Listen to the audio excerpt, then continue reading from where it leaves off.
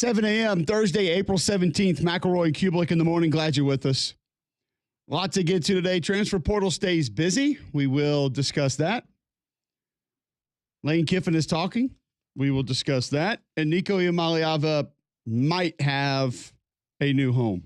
Not 100% certain just yet how that's going to work out, how it's going to play out. But it looks like the big news yesterday outside of the transfer portal around college football is that Nico Iamaleava is going to end up at UCLA. There are still a couple of semi-conflicting reports on how that's going to go, what that's going to be. But Colin Cowherd on his show yesterday, I don't know, did he say it on his show or did he just tweet it out? I just saw where he tweeted it out. I don't know if he said it live or not. Says that he's hearing that Nico Iamaleava will end up at UCLA. And then a couple other people begin to confirm it. And then Chris Lowe says that he hears that this is not 100% complete just yet, that it's still out there potentially being worked on.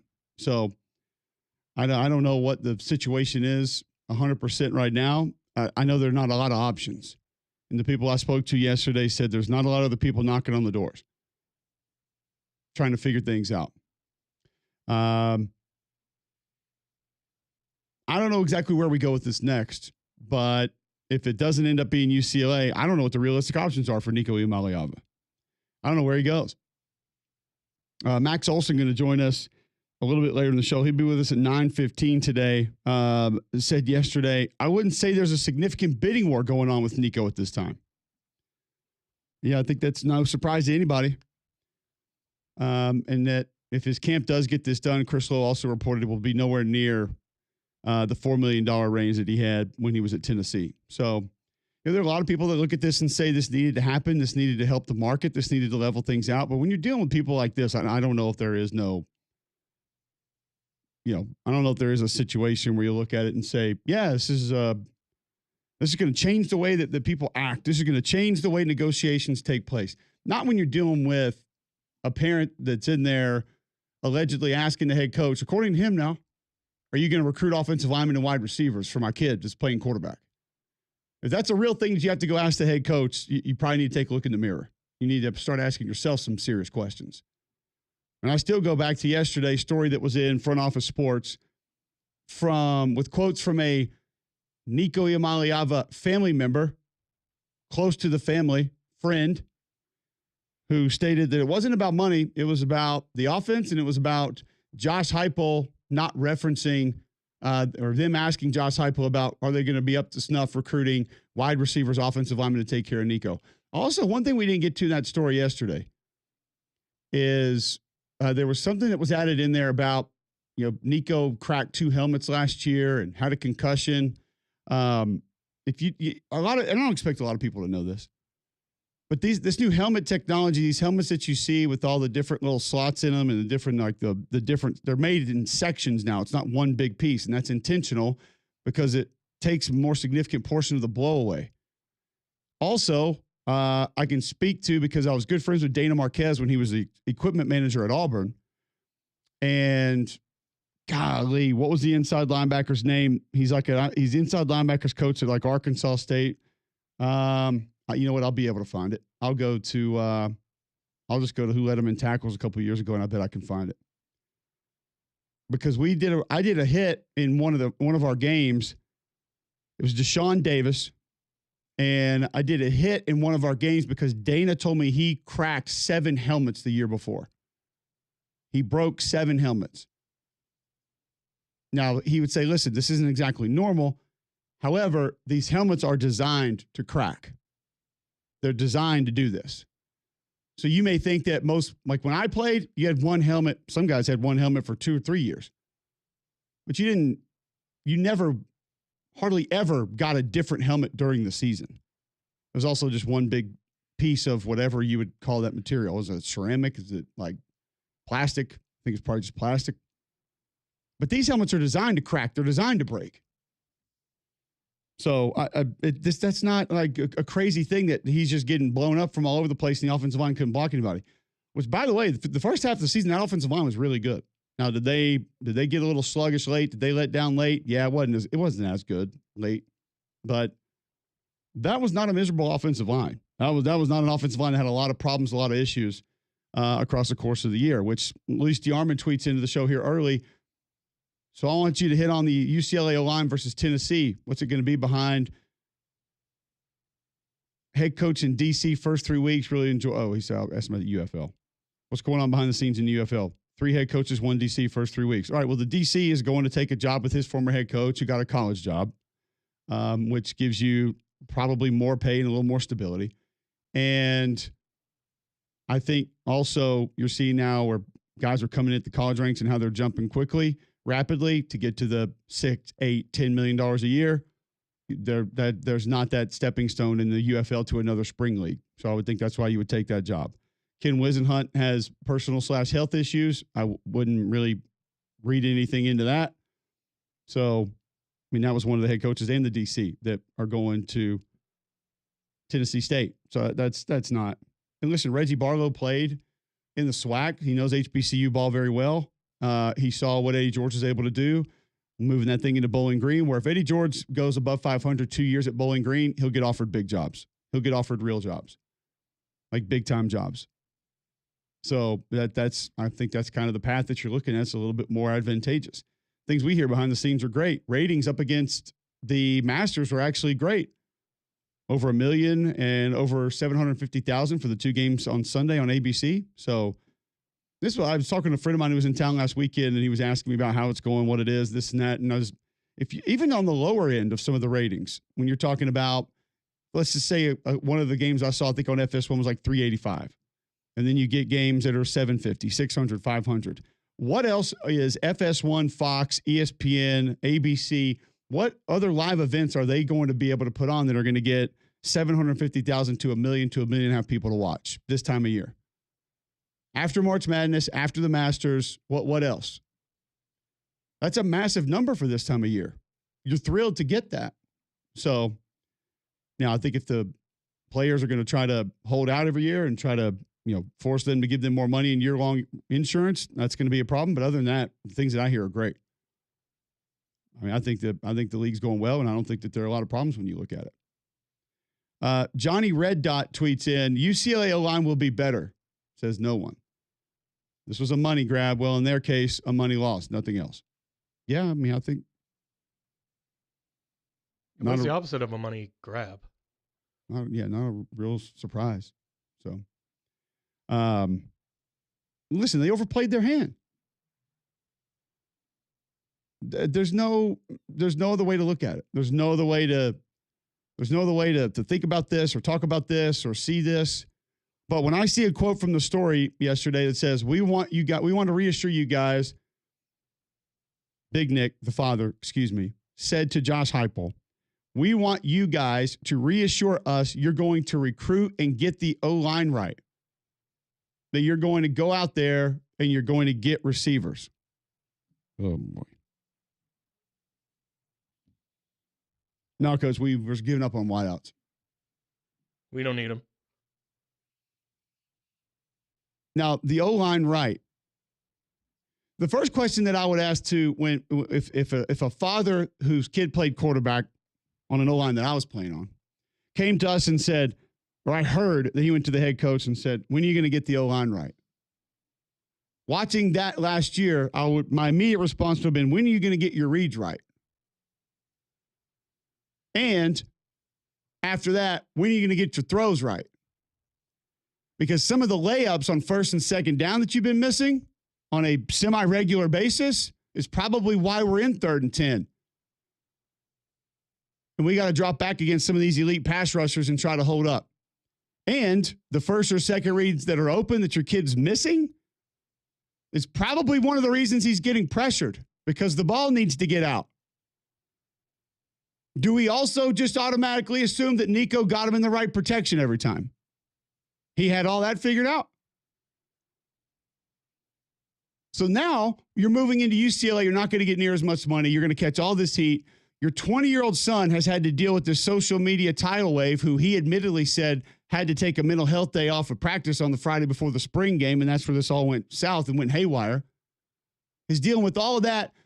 If enough people read enough into it, you're essentially calling teammates out for a group that went to the playoffs last year. What are you going to be doing for a team that's 3-7? Get the O-line right? What are we doing, folks? Could he have at least played off the injury or the health concern? Could that camp have at least said, because of the broken helmets, all? I'm not saying all this wasn't still not valid, but could you at least said and played that, or played it to the court of public opinion as, I was worried about the O-line and the health, so that's part of the reason why we looked around and we're asking for more. Yeah, when Pete Nakos reached out to you and you called him a expletive, you called him a female dog on Twitter. If you would have told him that the first time he reached out to you, we'd be talking about a totally different thing. But you didn't. It's not what you said. It's not where you went. I was prepared today to ask the question to college football, what in the world are we doing, in reference to these things? Transfer portal update. We might need to go back to our transfer portal sounder from a few years ago, John. Oh, yeah. Okay. Gotcha. Former Kentucky, stay with me on this one, guys. Okay. If you're driving around like now, you shouldn't have the phone out anyway. Put the phone down, focus on the road, listen up. Because some of these are going to take a second to get through. I need you to pay attention. Former Kentucky wide receiver Hardly Gilmore. Now, that is not like a partial happy. That's just his name. He transferred to Nebraska last year. He's transferring back to Kentucky. I got questions. I'm just going to be perfectly honest with you. I have questions. Now, Gilmore hardly had any catches last year either, to the tune of none. But he's back. Stick with me here, guys. Memphis running back Rashad Amos, who transferred to Memphis in January. What month is it, John? It is halfway through April. February, March, half of April. Uh-huh. So 2.5 fingers you hold up right there. He's in the portal. Okay, so he proctored. All right. Stick with me here. Previously at Miami of Ohio and South Carolina. In those 2.5 months? No. Oh, just over. Oh, okay. Okay. Altogether. So was it South Carolina, was it Miami of Ohio, has been at Memphis for 2.5 months and is out again. What are we doing, folks? What are we doing?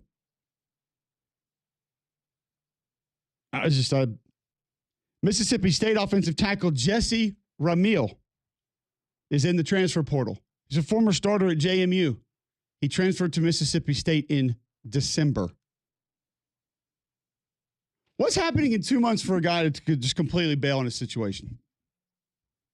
Some of those have to be the coach. I got to text a couple of these coaches. I'll text Levy today, and I'll text Silverfield too. This has got to be the coaches saying, get out of town, right? 2 months? You're at a place for 2 months that you've never been. Like, how many relationships can you screw up in 2 months? How many people can you upset in 2 months? Did your coach hate you that much in 2 months? Did you steal your teammates' wallets out of the locker room and now nobody wants to talk to you? Like, what did you do in 2 months? Now, I mean, I will say this. Guys that came in freshmen, we had a couple transfers when I was at Auburn, JUCO kids. Like, it took them a little while to get acclimated. They weren't hanging out with everybody the first month or two. But they also weren't on the, everybody hated them. Nobody wanted to talk to them. We're only giving places a month or two now, and we're out. We're leaving. I can't even. I'm not even sure where to go with that. And Russell Terry tweets in, who's dumber, Big Nick overplaying his hand or whoever's attempting to damage control on behalf of Big Nick and the family? That's it. They are attempting it. Just like they are attempting to negotiate, which like they are attempting to get more money. They are attempting to control the narrative. And your narrative went south pretty quick.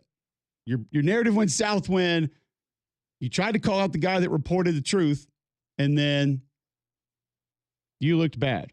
Therefore, your narrative all of a sudden was in the mud, and then you tried to recover and make it sound different and better, and now you send your friend over to Front Office Sports and ask them to do an interview there and go a completely different direction with the entire thing. Oh, no. This was about talent acquisition. By the way, correct me if I'm wrong. Did Tennessee have or have not the SEC Offensive Player of the Year in the backfield last year? Did he not set a school record for rushing touchdowns in a season? Did he or did he not? Dylan Sampson. Last I checked. Do I need to go check the tape? Nope. It's there. I saw the graphic. Who blocked for Dylan Sampson? The receivers? Well, I'm sorry. He wants receivers too. I can't count. Who was it? Was that just a quarterback making the right reads when he handed it to him? And that was why he was able to get those yards. That must be it. It's got to be it. It's got to be it. I mean, it's baffling to sit there and think that somebody can, one, ask people to believe what they're saying. Two, you can honestly tell yourself that you maybe went in there and had those conversations or asked those questions or legitimately thought to yourself, I'm going to go to a Southeastern Conference head coach and make sure that he is going to recruit offensive linemen. And by the way, while we're at it, are you planning on recruiting wide receivers for your up-tempo air raid offense? Hybrid air raid? I just checking. Just want to make sure. The 5-star receiver you signed last year, we're not sure that's enough. We need to know. We need extra confidence here.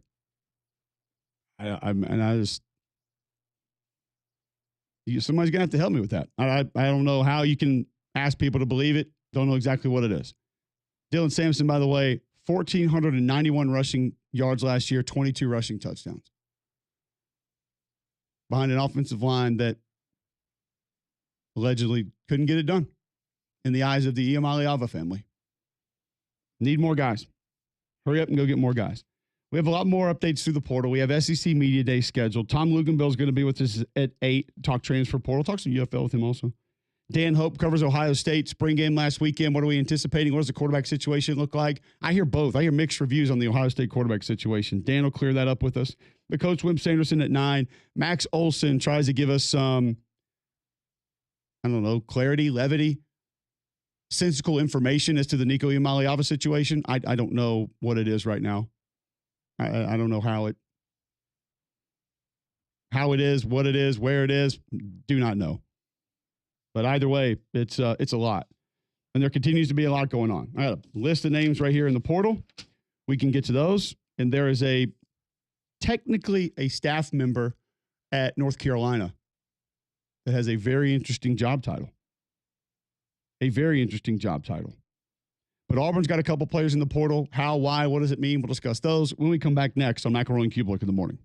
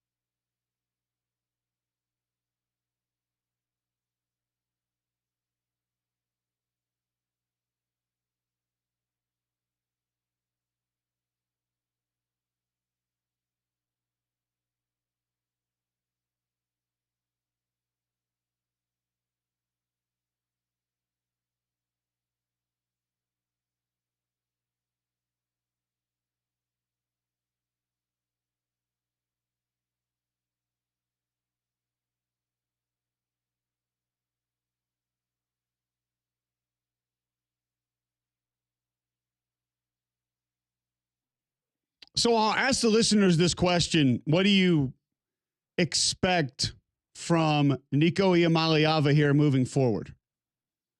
What is the realistic expectation for what it will be, could be, might be? What do you want it to be? Because there are very few instances, I feel like, other than rivalries, where something happens on a grand level, a bigger level, that makes it easy for people to root against somebody. But this could be it. This could be one of those instances where, I mean, think about how many true villains do we have that have the majority of college football fans going up against them? In all the history of college football, there have been a few, sometimes coaches, sometimes teams, and usually because of their success. Alabama recently, Georgia recently, you can go back to Urban Meyer, teams that just win, Ohio State, whatever that is. How many individuals can we think about that have somehow, some way been fortunate enough to rally the troops up against them? I just don't think that there's that many of them. I mean, who can you think of that was a true villain in college football? Closest thing maybe is Michigan and Harbaugh, or really more so Stallions. That would be a good one recently, and I feel like that one kind of came and went pretty quickly. That one almost didn't even last long enough for the nation to turn against them. Okay, so like some people would say Cam Newton. But think about where we're bubbled up. Was the nation rooting against him? I don't really think so. Didn't feel that way, no. Now, we know down here it's pretty much Auburn against the world, him against the world, which kind of makes this season that much more impressive. Because, by God, Mark Schlabach had something every week. Which means so do we. I mean, every single week. But there are not a lot of Nico Iamaleava sympathizers out there that I think all of a sudden are going to be like, you know what, I really hope UCLA gets it right this year. Hope the kid goes out there and makes it happen. I don't see that taking place. It's not going to be a real thing. Could Arch Manning get into that? No. No matter what? No, they're the poster child of the how right now. 800-239-9569. You want to get in on that? Will you be rooting against UCLA? Arch Manning, I think, even though could be a villain more so, I guess. The only thing that I think would help would aid him in that and help him with that would be that it's Texas and they'll be good. Yeah. But I mean, his family has essentially laid out the blueprint of the way a lot of people look at this as to how to correctly do it. Now, did he have a brand built into his name already? Absolutely. Did that assist him? Yes. But there's a lot of other people that would have made it more of what we're getting from the Iamaleava family. The only reason I ask is because another one that comes to mind, even though maybe more so in the moment, was Tim Tebow. Was he a villain just because he's polarizing? And let me ask you this. Tebow's, let's say, going into his senior year, which was after he had a Heisman in the national championship. Right. 2, actually. Do you think more people rooted against him or for him? Senior year? Well, I don't know. It's kind of weird because around here it felt like it was more radio talk show listeners were rooting against him. Yeah. But the general public, more were rooting for him. Yeah. And there are multiple reasons for that. But I think he had more people behind him. I don't think that the majority of the people were hoping he would fail.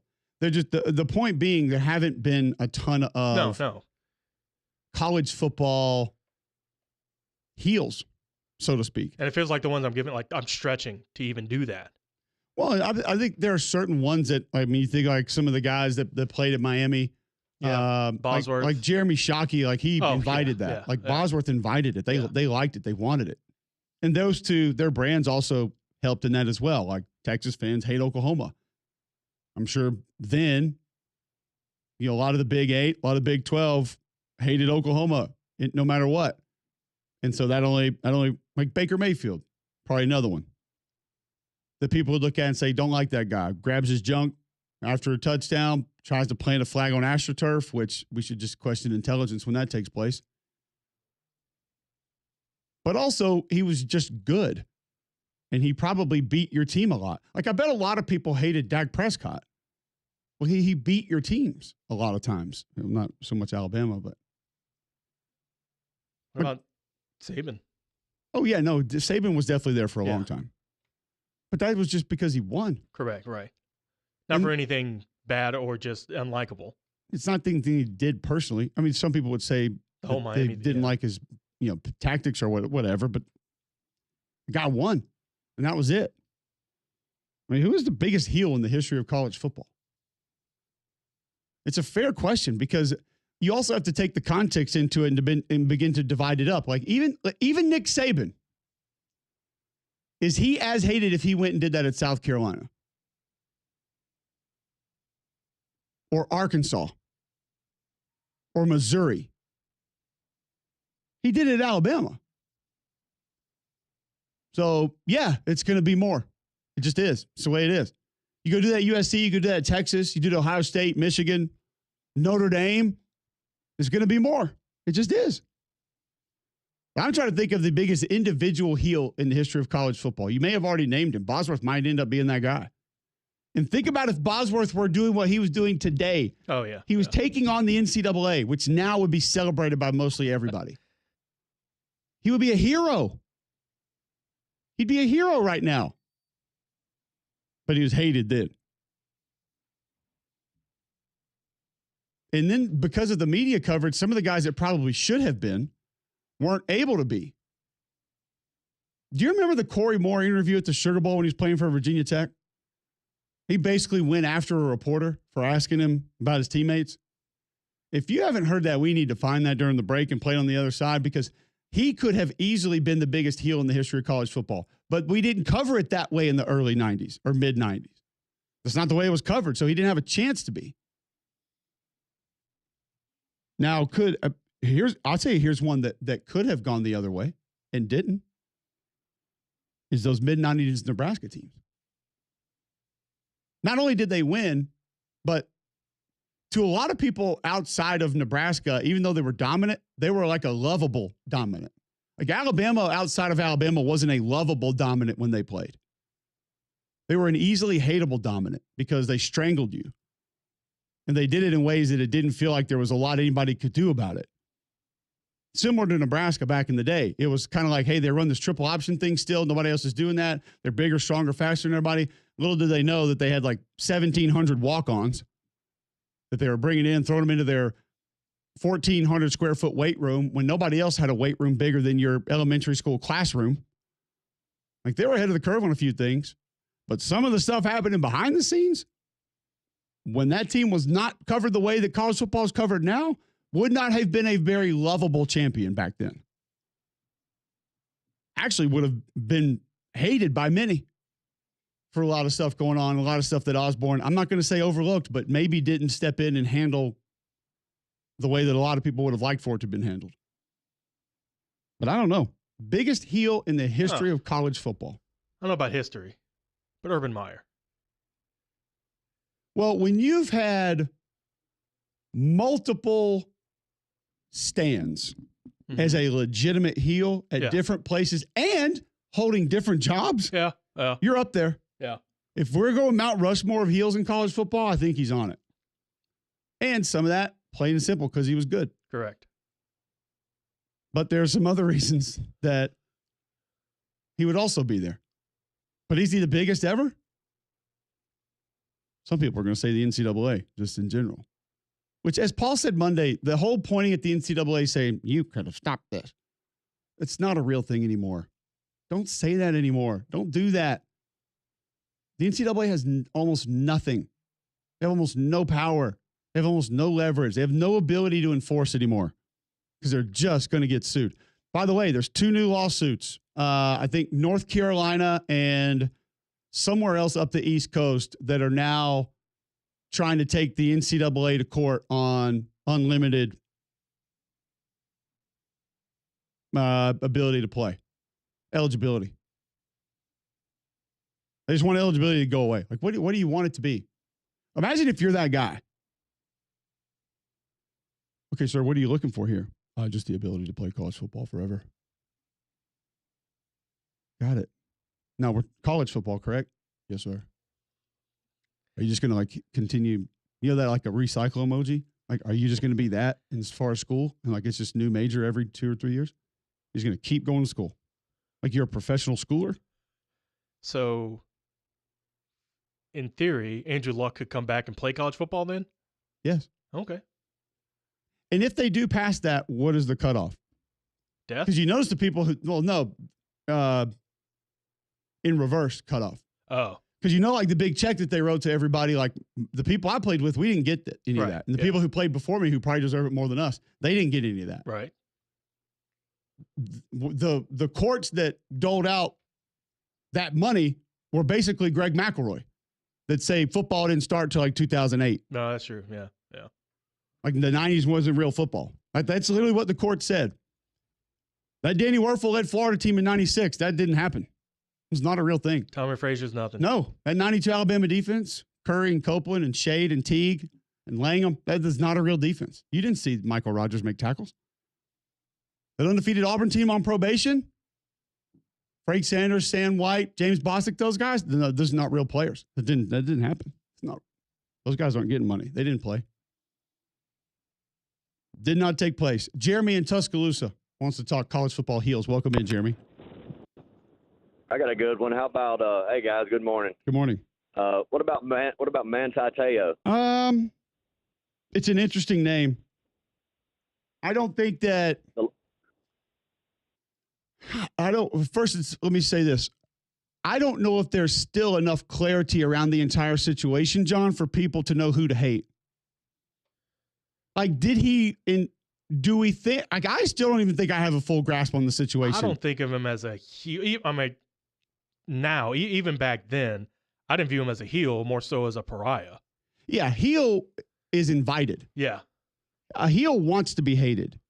I think he was looking for sympathy. He's more like Drake right now. Wow. Like, but he got. But I also do think he got to where he was. I don't think it was intentional.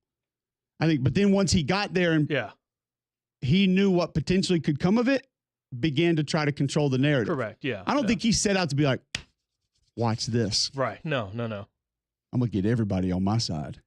I don't think that was it at all. It was a little bit of... Watch me get the Heisman with his fake girlfriend. It was a little bit of almost too goodness. And so everyone was looking for that thing to be able to take him down. And it just kind of presented itself. And then... Yeah, he wanted to present him. He wanted to be the Tebow of defense. Correct. Yeah. Yeah. It did not go that way. No. That was not how it went. Biggest heel in the history of college football. We'll continue discussing that on the other side next. Mac and Cube in the morning.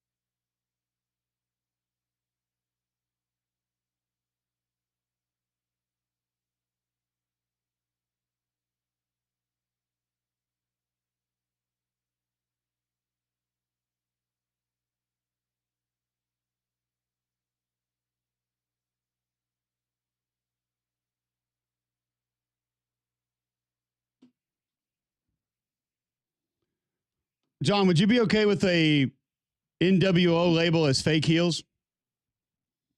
That's when the fake heels started happening. Like, it was cool to be the bad guy.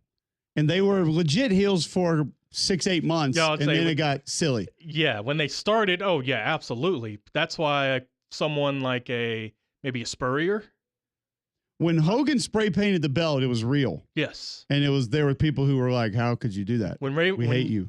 Kevin Nash threw Rey Mysterio into that truck or trailer or whatever, like head first, like, oh, this is happening. But now, as it went on, it's kind of like DX. It became cool to be the heel. Yes. And so it was a likable heel, so therefore I'll say fake heel, not real heel. You don't remember him as Razor Ramon. You don't remember him as Scott Razor Hall. Ramon was a real heel. You remember him as the bad guy. That's what he called Diesel, himself. never a real heel. Oh, no. He's just a weird-looking tall dude. Heel universally hated. Nikolai Volkov, Iron Sheik, King Kong Bundy. Yes. Even Tugboat had his likable days. Tugboat? Yeah. You heard me. Uh-huh. That's an actual wrestler. Like, that was his wrestling name? Typhoon and Earthquake, yeah. The natural disasters. Wasn't he all of those? Yes. What? Look, they didn't try back then, all right? Yeah, they did. They put a lot of effort into it. They're like, No. hey, this guy's 6'6", 350 and can move a little bit. Just give him a damn name. Tugboat. Hey, we got overalls and a sailor's hat. Cool, throw him in there.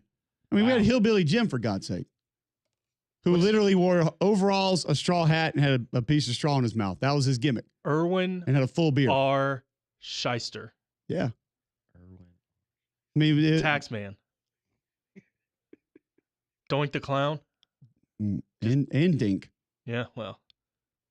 All right, so some answers coming in now. 800-239-9569. Best heel or biggest heel in the history of college football. Don in Homewood wants to chime in. Welcome in, Don. Hey, Coach, War Eagle to you, brother. War Eagle. Hey, my biggest heel, and I think, did you ever play against Spurrier? I did. Okay, was that the '98 year when Bowden quit in about the 8th game of the year? I don't know if I'd use the term quit, but certain people would. I don't think he. Well, I don't think he wanted to not coach anymore. Yeah, but I remember you telling us, weren't you guys at the movie theater when that happened? We were. Thanks to Paul. You can blame Paul for that.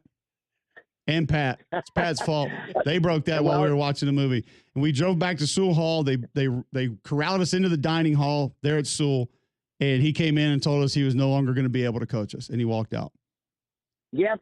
I remember that report on TV. They showed a picture of you guys in the meeting room through the window. But let me ask you this, Don. You really think an SEC head coach would walk in on a Friday night and say, guys, I'm not going to coach you anymore under his own accord? Oh, no, but I think stop. what I heard, You said it. You said no. Didn't Spurrier kind of do that in South Carolina? Spurrier's was by choice. Yeah. Okay. Yeah. Well, hey, Dave, all I got to say is David Howes will call and that will answer that question, okay? Well, I don't. Anyway, I will say this. I don't think that was Terry Bowden's decision. I don't either, Cole. I really don't either. But sorry, I said the word quit. But anyway, okay. How about all the Miami Hurricane, Jimmy Johnson teams also, especially the Michael Irvin group, everything. I'll never forget they were playing. This might have been Dennis Erickson, but they were playing the Texas and the Cotton Bowl guys, and they had like over 200 yards of penalties.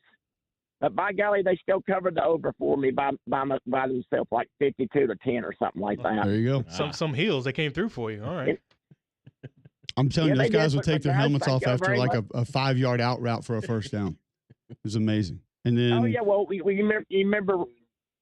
remember Randall threw a hill running all the way through the tunnel. Yeah. Well, it wasn't just those teams though. Like, I mean, that's stuff that Lamar Thomas and those guys did in 92, 94 range. Also, it was the same thing. And then some of them did it when they came back again in 2000, 2001. I mean, those guys did the same kind of stuff. I mean, but that was a part of their culture then. And it was one of the reasons that they had teams beat before they played them. Absolutely. Well, also too, Cole. Glad you're bringing up the wrestling heels. What do you think about John Cena being a heel now? I hadn't seen any of it. I hadn't seen the tape, so I don't know. It's about time though. Well, you got WrestleMania this But week. once again, I think he's doing it because he thinks it's cool. So. What? Yeah. Well, him. Yeah. I mean, I'm sure you're going to watch it. I know you're a big wrestling fan. I'm sure you're going to watch it. I was in the day, but I hadn't watched it. it in a while, so I don't really know now. I don't know what's going on. We forgot to get Conrad on this week. I'll text him, see if he can hop on here today. We went through the matches, and I don't know why everybody's mad at each other. Why are they mad at one another? What's the conflict? I need to know. I need backstories here. So I missed it. Thank you, Don. That's true. Russell Terry tweets in, big boss man, great heel. I mean, that was one. I mean, he was literally a Georgia State trooper. Oh, man. He came in his outfit. Had the nightstick, used it a couple times. Like he was a patrolman that all of a sudden was a bad guy in wrestling. It's like Saber said, they didn't try hard back in the day. No, they got right to the point. Character development was lacking a little bit. If anybody had a decent idea. Just roll with it. Well, TR in Vestavia wants to talk college football heels. TR, welcome into the show. Yes, sir. War Eagle. War Eagle. I think Jim from Tuscaloosa's got to get a shout out. I think Jim listens to our show, so I'm not going to put him in the universally hated category. I will. Okay. Well, he called me out once, so I'm on his list. So it's you fine. don't think he's called me out before for something that I've said about Alabama? Or? Although I didn't put his phone number out there like Iman did, but that's one way. I think he meets a lot of the description of a hill. I think someone who invites it and likes it, and probably when it all comes at him, it does not bother him that much. So yeah, I mean those parts of it, I'm sure, but universally, I don't think so. All right. Appreciate the call though, TR. Walnuts wants to chime in. Peanuts? I need your help, Cole. I need your help. War Damn Eagle to you too. What was the running back that Barry Switzer ended up going to? Marcus Dupree? Going to Oklahoma. Yes, sir. Yes, sir. Thank you. But he can't be now if you've seen the 30 for 30 because he was essentially sold. Like that wasn't his. He didn't do it. Yeah, I think he said yes to a lot of different bags, so to speak. You know what I mean? To where I think he had a lot to do with it now. Are people going to hate him for that now? I agree. Yeah. People are going to hate him for that now when we're fighting for our 12th year of eligibility. And we're okay with kids sitting out bowl games. Like we're okay with guys shutting it down 4 games into a season so they can save their red shirt and go play somewhere else, yet they still want to practice so they can get their NIL checks. We're okay with that. We're going to be mad at this dude for taking a duffel bag of cash in his Ford Pinto. I'm sure isn't too happy. Mississippi State sure isn't too happy with what happened with Cam Newton, are they? Still.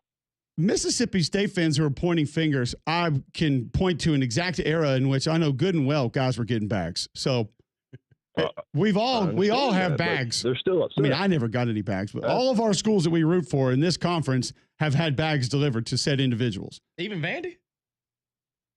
It's a great question. Vandy. It's a great Cutler point. got paid. I will say Cutler got paid. Don't say he didn't. Cutler got paid. No, but there are. I'll say this: other sports. Gotcha. And that's not referencing War today. Damn Eagle boys. War Damn Eagle boys. Hey, we are going all barn. I'm for it. 3 straight I'm here calls, for it. 3 Why would we not? Why would we not? Greg's out today. Let's go. Don't even know what he's doing. That's what he gets. This is what he gets, and this is what all of his listeners get. You're welcome. All barn radio, baby. We have suggestions coming in for the biggest heel in college football, and I'm going to be honest with you. I disagree with a lot of them. We'll discuss them next. Mac and Cube in the morning.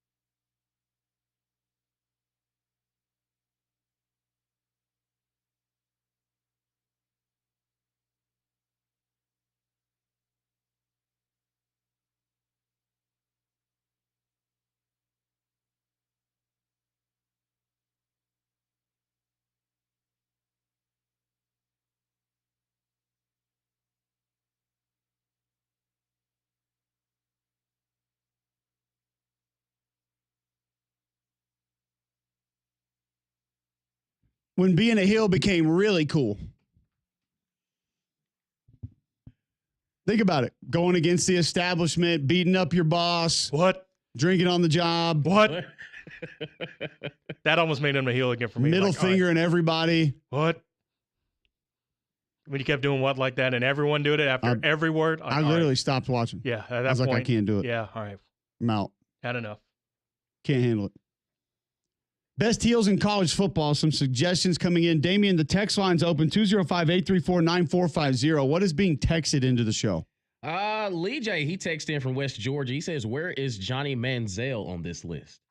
We're getting a lot of Manziel here, and I don't understand it. You're telling me.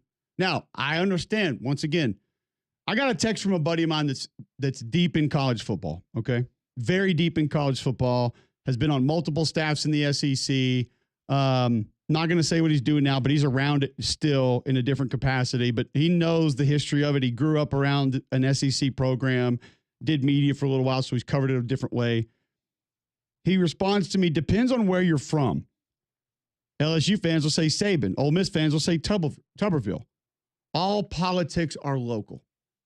Ooh. Which is, if you think about it, it's fair. Like, we are bubbled up. True. Like, my wife and I make fun of ourselves. Like, when we want to go out to eat, and I'll say, oh, let's go to so-and-so. And she's like, God, it's like 8 minutes away. Sorry.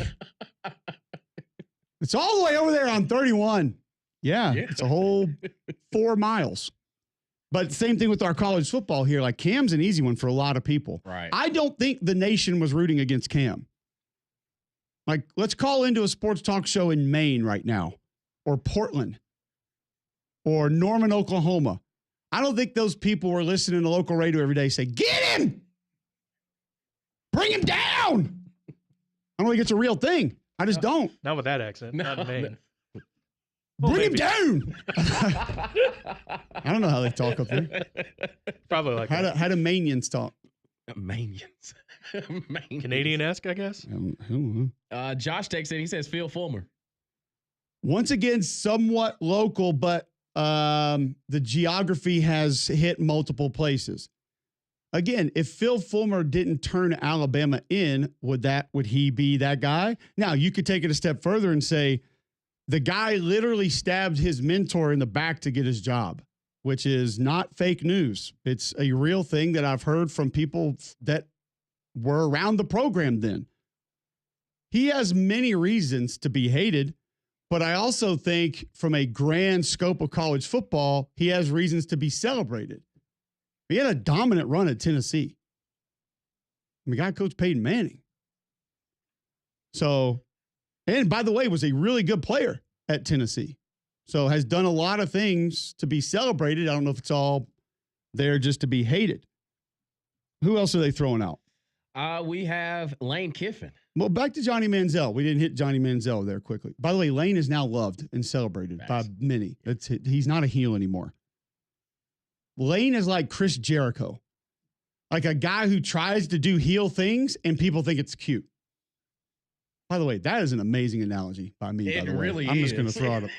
That was spot on. You really shouldn't be I'm patting doing yourself such on a the good back, job right now. I'm going to pat myself on the back. Good Lord, that was spot on. That was Yeah, spot like that. on. That is. Yeah. Okay.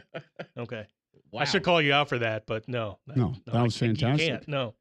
Spring weather in Alabama can be fantastic. It can be unpredictable. That's why you need the reliability of a Train. Voted America's most trusted HVAC brand. Right now, you can receive up to a 10-year warranty on parts and labor on select Train home comfort systems. Find out more at Train.com. It's hard to stop a Train. Why do we only go to wrestling for heels? Is there no other genre that has had real heels? Like, I feel like the music industry has. That did TV shows. Suge Knight was a heel. 1,000%. Well, I guess that's it because He's just evil. in wrestling and all like that, they have heels, but in TV, all the other thing, they have villains. Fair. True.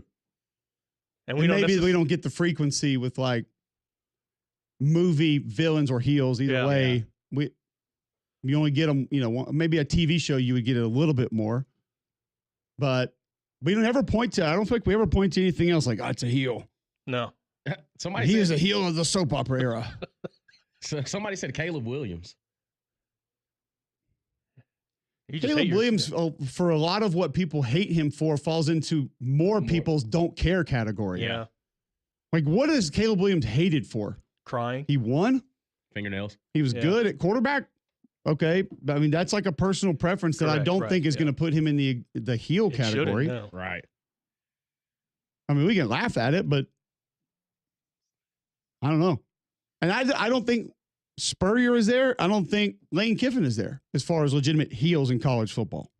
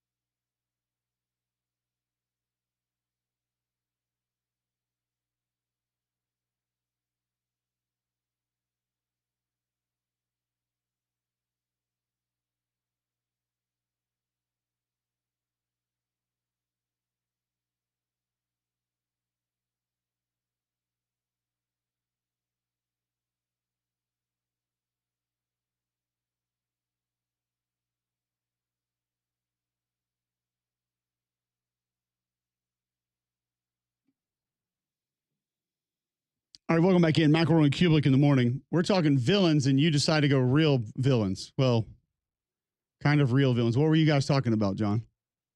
May or may not have been Marvel-some because I know Lugenbill is a fan, and I basically What's it called? gave Marvel-some? Well, I gave him a little bit of a hypothetical with a big movie coming out. What's the movie coming out? It's Avengers Doomsday. It's coming out in 26, I believe. Who's the biggest heel in that film? That would be Robert Downey Jr. playing Dr. Doom. I thought he was Iron Man. Oh, he was. Did Iron Man turn into Dr. Doom in the comics? No. They're just going to do that themselves? They're going to basically pull a multiverse and say, oh, he was somewhere over here, and then come here and wreck shop and make people cry because he's a bad guy now. So basically kind of like that thing, the actual Guardians of the Galaxy ride, where they have the portal to go back to any point in time they want. More or less, kind of, almost. That's smart on Disney's part, by the way. Make the ride real. Yeah. And now you got to go do the ride again because that's how this whole thing happens. Synergy, It's yeah. brilliant, by the way. Tom Lugenbill of ESPN joining us now on the Higginbotham Hotline. Tom, who is the biggest heel in the history of college football? The biggest heel in the history of college football? Because some of the names that we're getting are hilarious. Like we're getting Lane Kiffin. Like Lane has gotten to be lovable and likable. He's not a heel. Spurrier. He's not a heel. I think Spurrier was in bits and pieces a heel, but he also is universally loved for the most part right now. Johnny Manziel. I don't think people hated Johnny Manziel when he was playing. I think people thought he was so entertaining and just fascinating. Now there was if he beat you, you hate him. But it's hard to kind of hammer down. And the reason I asked is it feels like we are heading down the path of the Iamaleava camp being mostly hated amongst college football fans, which when you think about it, because as a friend of mine stated earlier, all politics are local. It's been very rare that someone has been universally hated in college football. Now, if they beat your team, yeah. Like Cam Newton. People hated Cam Newton in my bubble, Tom. I don't think nationally people were rooting against Cam Newton. I really don't. Like, I don't think people in Wyoming were like, man, somebody needs to bring that guy down. I just don't. No, I agree. I agree. Listen, I think you have to go like way back in the college football folklore. Like guys like Frank Kush at Arizona State, Bo Schembechler at Michigan, Earl Bruce, Woody Hayes at Ohio State, even Bear Bryant. Yeah, those are some good ones. Those are some good ones that, and the thing is, success breeds contempt, right? And jealousy. And so it's easy to be hated when you're dominating the sport. And you know what? That's what comes from success sometimes. So I think it's a great topic of conversation. You could make an argument that in a lot of circles, a lot of people feel like in the last, I would say, 5 to 6 years, you could argue that Lincoln Riley has taken on a That's little a bit good of one. that. The way he left Oklahoma and arrived at SC, and now all of a sudden the gloating of Oklahoma fans because SC hasn't materialized to this point. So I think that's a pretty good one. And by the way, dude, you had a good game last week. Good broadcast. That was a good game. It was. I'm not sure that I anticipated it would be with everything going on with San Antonio. You know, the head coach 10 minutes before the game says he's going to be in the booth, and then he's not even going to go out there. Peyton Pardee had never called plays before. You're just thinking, man, this has expletive show written all over it. And then he did a good job.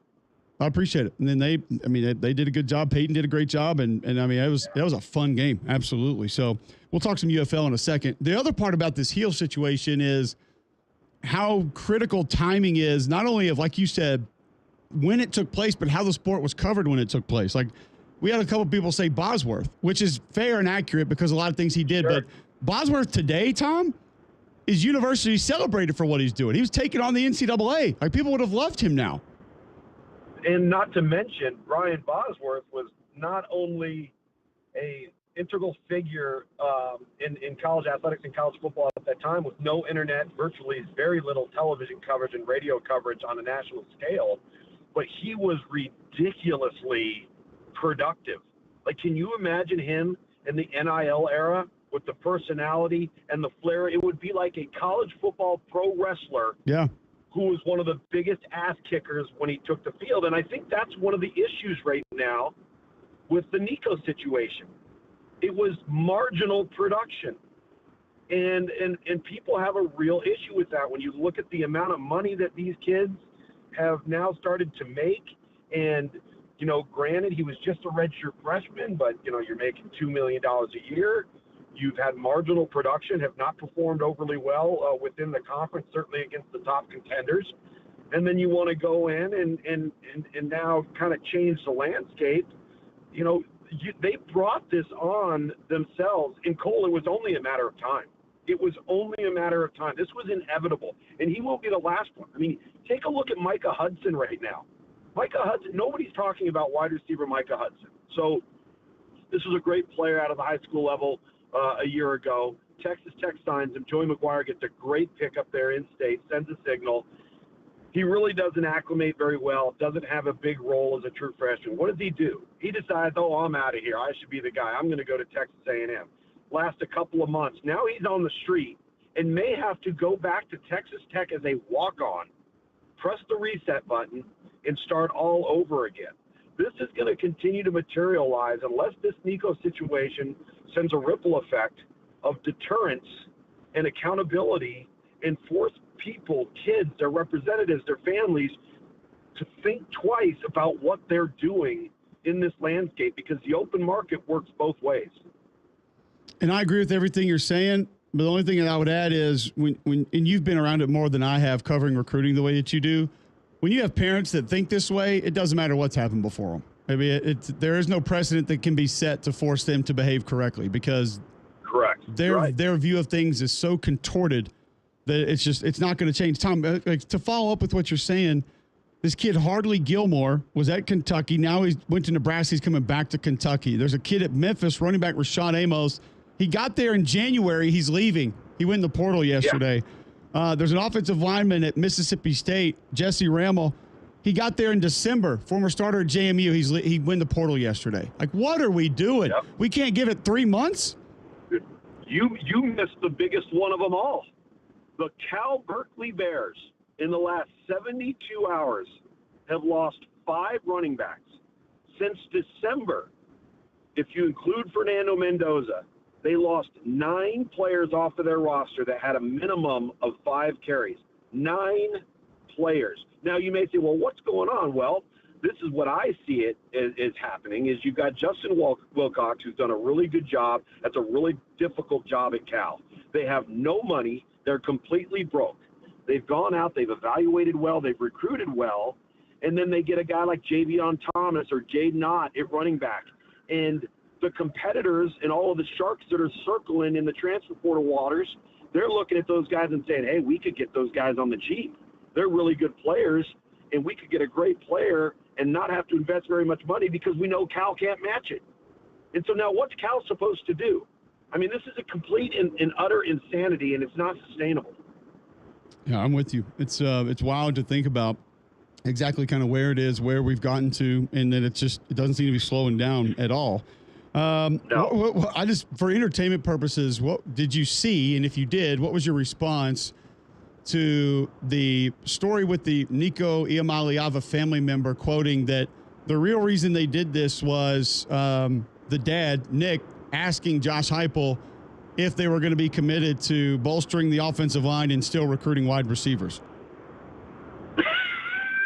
Absolute clownery and reflective of the entire process with that family, going back to when he was 16 years old.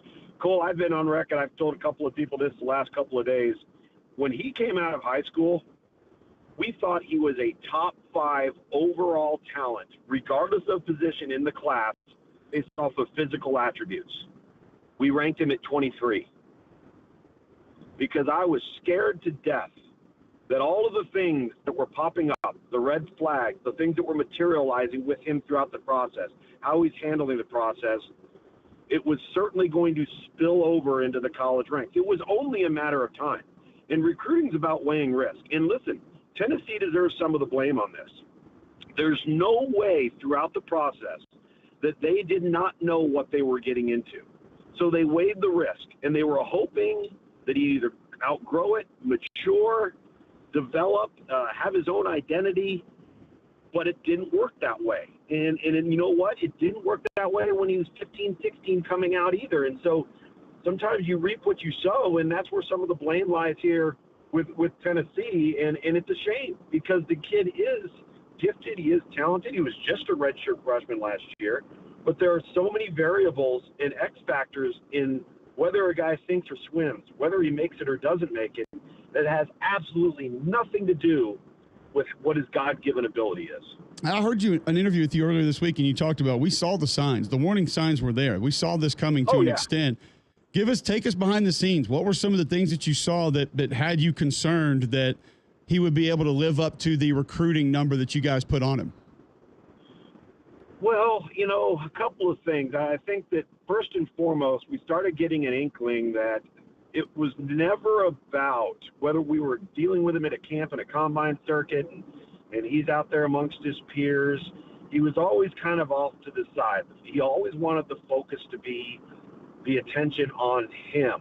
But we never got the sense through the process that choosing a school was going to be about the best fit. Where do I fit academically, socially, academically? Can I be away from home? Do I need to stay closer to home? What is going to be the offensive philosophy that can help me flourish and develop into an NFL potential level quarterback? It was always about what can I get? How can I garner the most out of this process lead it into the college process, and come away with the most when it comes to either revenue, NIL production, all of those sorts of things. It never seemed to be about anything else. And I think when you start making those types of choices, you're probably going down the wrong path. Now, I say that with full understanding. There are a lot of people who are going to say, "Oh, that's a get off my lawn mentality." I want guys to earn. I want every player to have NIL opportunities. I want them to take advantage of this window that they have. But the reality is, Tennessee rolled the dice and paid a guy a bunch of money who had not done a damn thing at the collegiate level, and now you're seeing the downside to that.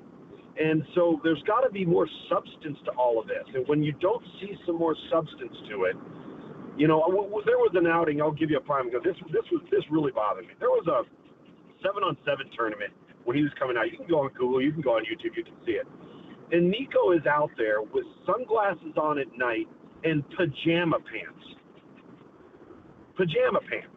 Yeah. Playing in a 7-on-7 situation. I'm going, what are we doing here, man? You know, and I said enough. I'm gonna dig my heels in on this one. And I think there are too many variables that are not on the positive side to help this young man. And I can't overrank him when we see what we see. What do you know about UCLA if that's where he ends up, if that happens, if that works out, which there are kind of conflicting reports on how definitive that is right now. That doesn't look like there's another option, first and foremost. I don't know a ton about their roster. I don't know a ton about their recruiting. I don't know a ton about – I mean, I know they went and got Joey Aguilar from App State. I know they've lost a bunch of guys in the portal. You know, Sturdivant was a guy I know they would have liked to have kept. But what can you even expect if he's the guy there on this team this fall? Well, I'll go back to my tweet the day this story broke. And I talked about losing leverage. Now you're on the open market. You're going to have to reevaluate what your market value is if you're Nico and his camp. And the likelihood is now that wherever you end up, you're going to be on a roster that's got less personnel, is less talented overall, and not on as good of a football team. Now he's put himself in that position.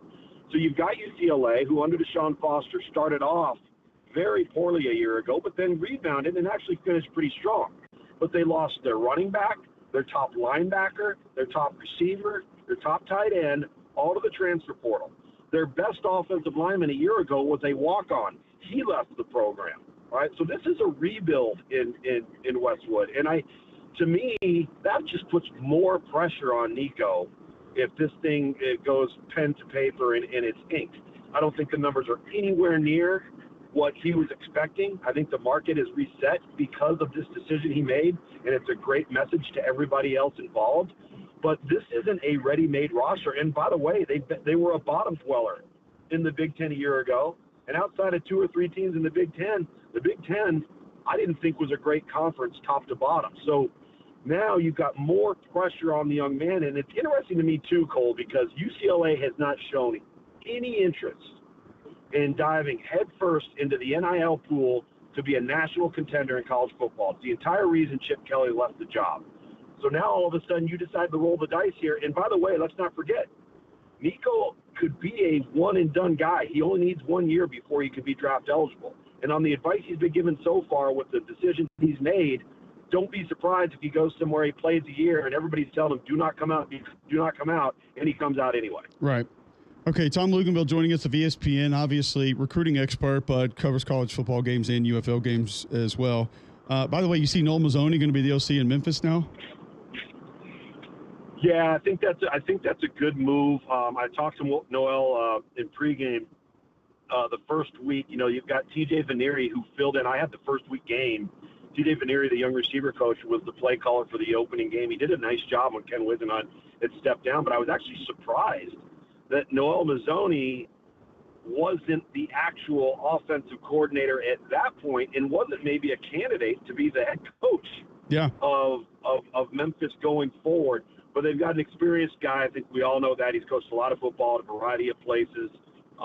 He seems to be in a good place, and we'll see where Memphis goes from here. They got a lot of work to do. Yeah, it's interesting. I'm a big fan of Noel, so I'm excited for him to get that job. All right, before we let you run, what has happened already in the portal this cycle? Is there a guy, is there a team that you look at and say, yeah, my opinion on them is changing, either players they've lost, or I'm more interested in players that have been gained? Like, whose opinion have you changed because of a guy or a couple of guys that they've gotten here over the last few days? Well, if you look at both portal periods, not just the last few days, I would say that Oklahoma's been a winner. I think they've done a nice job with some of their additions. Now, Jade Knott, as talented as he is, he's got to prove he can stay healthy. And I think, that's a big component to the Sooners offense going forward. And it's no secret that Oklahoma has vastly missed the mark at the running back position in the last 2 to 3 recruiting cycles. So getting a guy like Jade Knott, I think that's a big pickup. It's important. We'll see as we continue to go down the stretch here. I'm very curious to see what happens with Bo Atkinson out of North Carolina. Now, that was not a transfer portal move because the kid isn't good enough. It was a move because they're going to be in a traditional true 3-4, and he can't play the 5 technique. He's an edge stand-up, wide 9 guy. That's why I think Ohio State, Georgia, very, very interested in him because he's very productive in that role. That wouldn't have been his role at North Carolina. So I think he's a guy that could be highly coveted across the board. And then the other guy, and I love how Fran Brown at Syracuse handled this, and he's 100% correct, is you got, Trevor Pena at Syracuse, who is a really good player, caught 84 passes a year ago.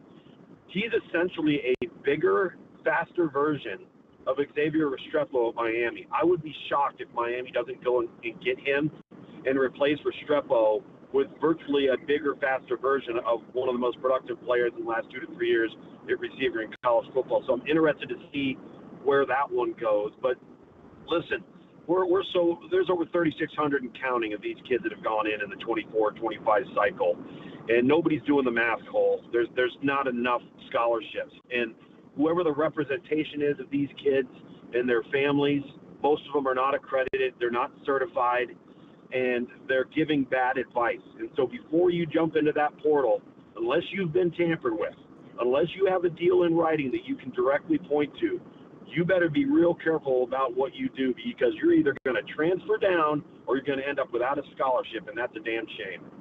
Tom, great stuff, man. Thanks for hopping in. I appreciate the time. Look forward to catching up again soon. We'll talk some more UFL. All right, sounds good, buddy. See you. There you go. Tom Lugenbill of ESPN joining us on the Higginbotham Hotline. You deserve solutions that are built for you. Higginbotham is your one-source solution for insurance, financial, and HR. When we come back, we'll talk some Ohio State. Their spring game over the weekend. What's the quarterback situation looking like? Dan Hope covers the Buckeyes. He's with us right after this on Mac and Cube in the morning.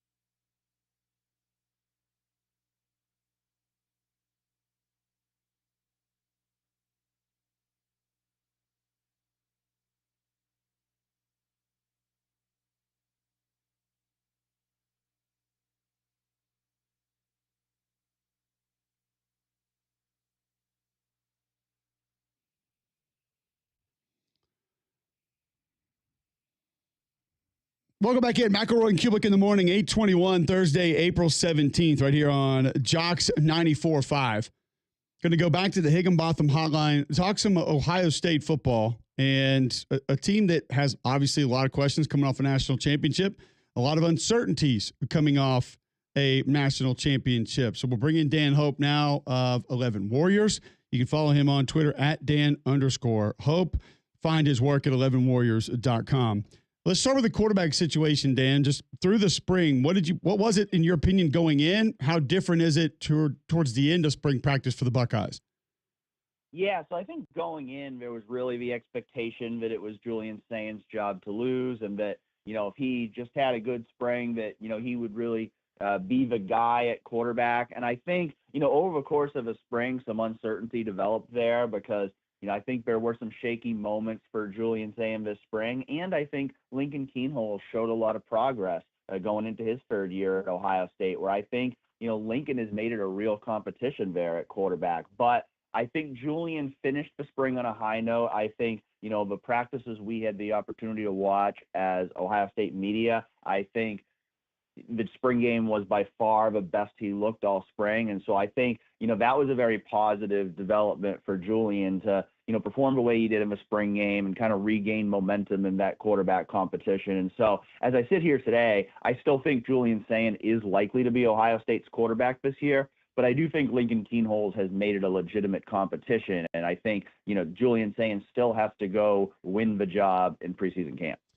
Dan Hope of 11 Warriors joining us talking Ohio State. The last Saturday, was it a game, spring, was it practice, carnival, festival, football-related activities? What did we actually get? Because we weren't able to see it. So it was an actual spring game. So they originally rebranded it as a spring showcase. And I think, kind of like you saw down there at Alabama, I think that affected attendance. It was only about 40,000 people, which for Ohio State is low for a spring game. So I think, that was a misstep in terms of that initial rebranding. But I think, what happened was I think Ryan Day and Ohio State coming off of, going to the national championship game, winning a national championship, I think the initial thought was we really need to pull back this spring. We need to, take things a little bit easy this spring because we just played 16 games. And then I think once spring started, I think Ryan Day realized, oh, wait, we play Texas in week one. We got to take advantage of every single practice that we have between now and then, especially because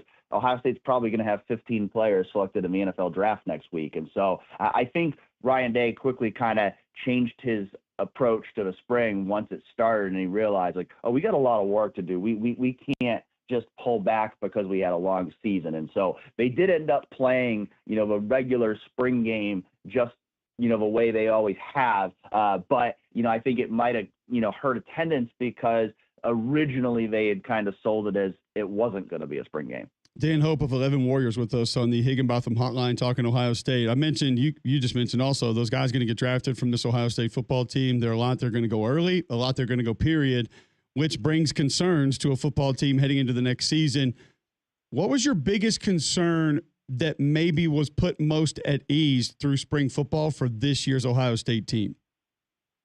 I think, the offensive line's always been kind of a recurring question for Ohio State in recent years. And I think the offensive line coming out of spring is probably in as good a position as, I've felt with Ohio State in a few years, even though they're replacing some really good players up front. It feels like they've got a pretty good core up there.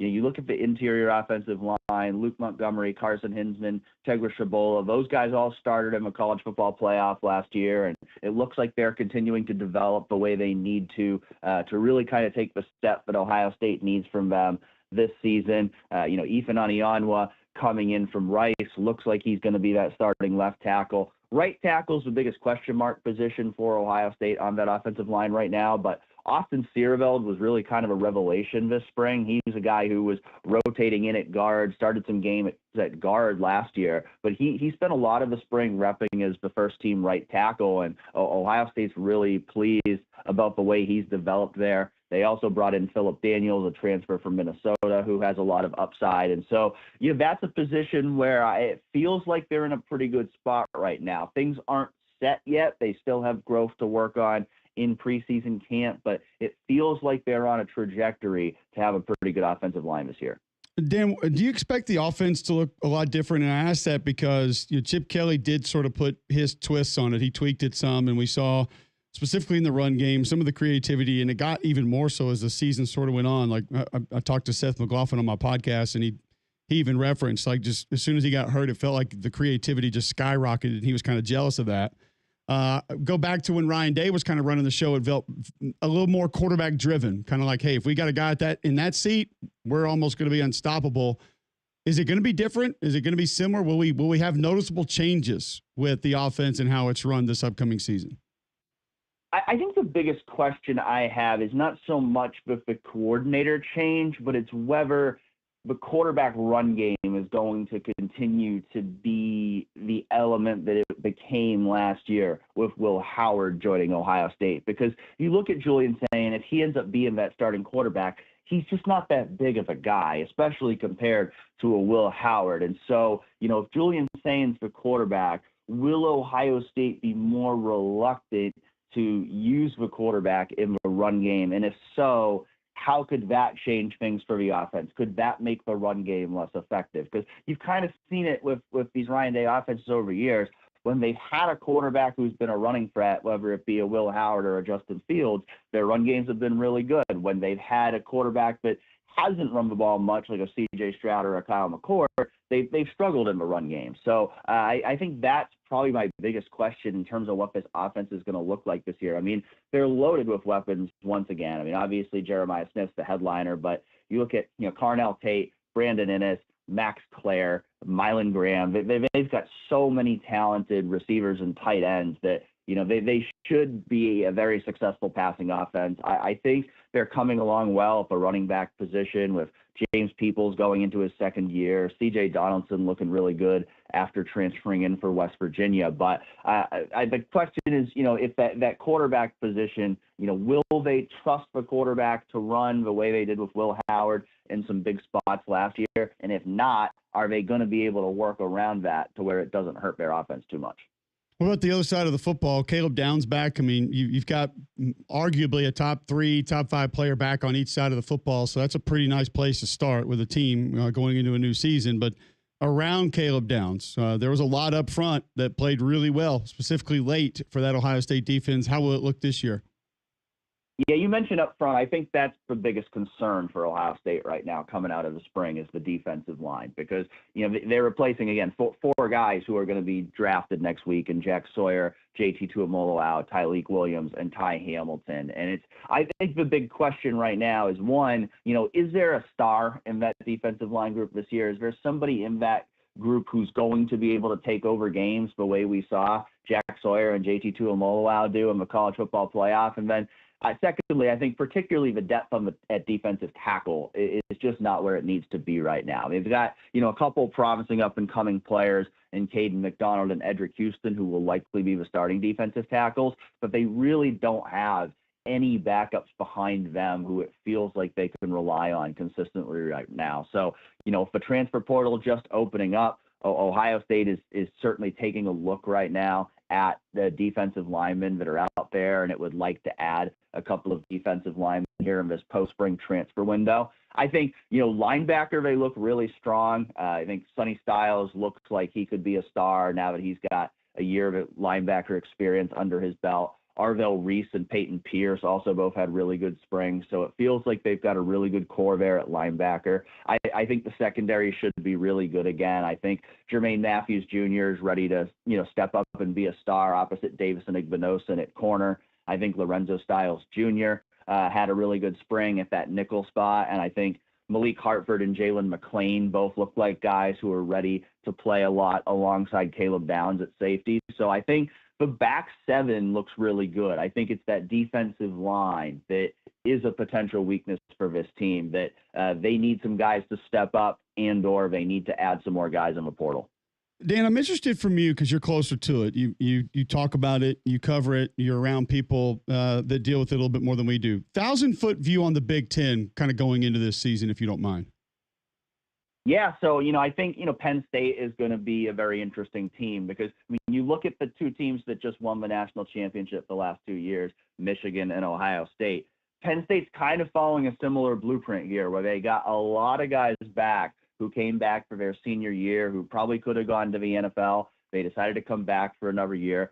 Obviously, they make the big move to hire Jim Knowles away from Ohio State to be their defensive coordinator. You know, it feels like they're gearing up to where it's like, it's kind of like where we were with Ryan Day a year ago, to where it's like, if James Franklin can't do it with this team, is he ever going to be able to do it? You know, they still have the question of, you know, wide receiver play and, you know, what's their passing offense going to look like. But, you know, it feels like they're gearing up to where, like, if there's going to be a year for Penn State to make a run at this, it should be their year. You know, Oregon is certainly, you know, up there, I think, as well, with, you know, all the talent they have, replacing a lot of guys like Ohio State. But, you know, you feel like right now in the Big Ten, kind of Ohio State and Oregon are kind of the two teams that should be contenders every single year. They're kind of a class of a conference in terms of the talent they're recruiting. And then, you know, it's going to be interesting to see, you know, how does Michigan bounce back this year with Bryce Underwood coming in as, you know, that number one overall recruit at quarterback. Obviously, quarterback play was their big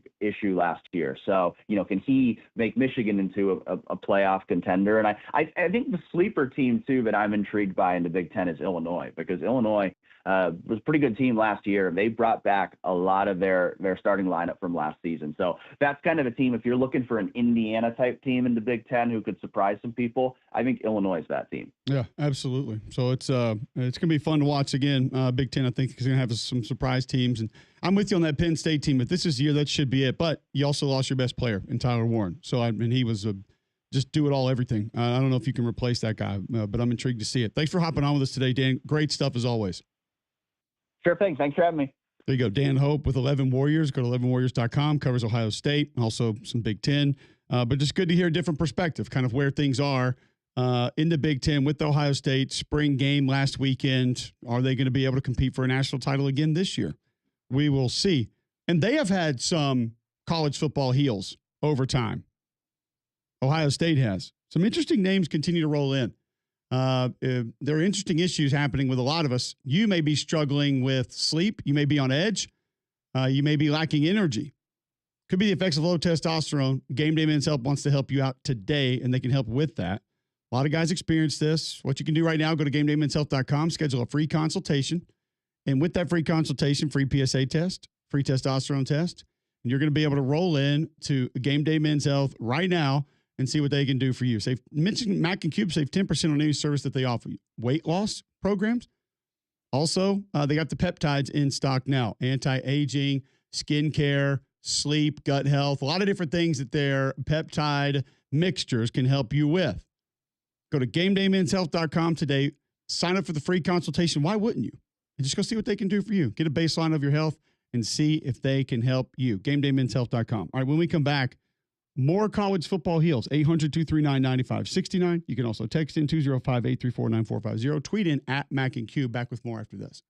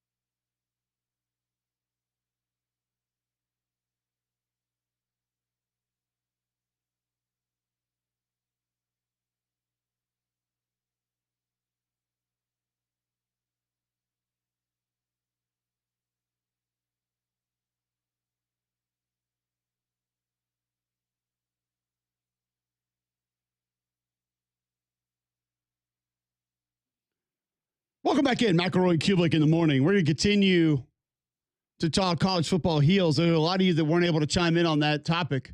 A lot of you that still want to get in. 800-239-9569. That gets you on the Higginbotham hotline.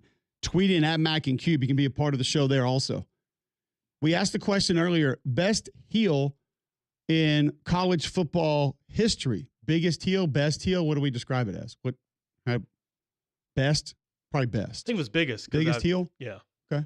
Best will make it seem like you kind of liked him. Chris wants to chime in Birmingham. You're on the Higginbotham hotline, Chris. Welcome to the show. I would say the best heel by far in college football, guys. I would say probably Baker Mayfield because his heel level, I guess, for his time at Oklahoma, it did have effect on college football afterwards. And you think when he was in the NFL, he pretty much had it was controversial when he spoke on the likes of Daniel Jones, and he was right. It still was kind of heel worthy. Was he universally hated though? Like I don't know. Was he universally hated to a degree mostly because he talked a lot of junk though.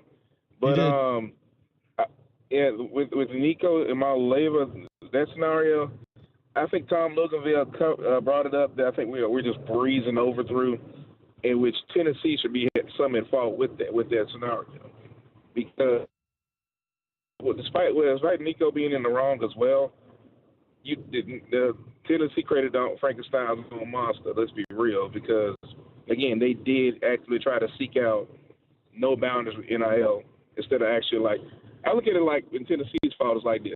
It's like a car salesman. Either you're going to sell a lemon or you're going to sell a good car. By that I mean this. Are you selling based off your prestige and good reviews, but are you just selling to get rid of a car?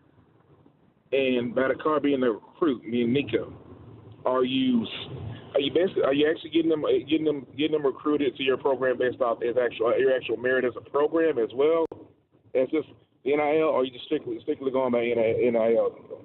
What do you guys think? Are you asking the question of how I believe Josh Heupel recruits?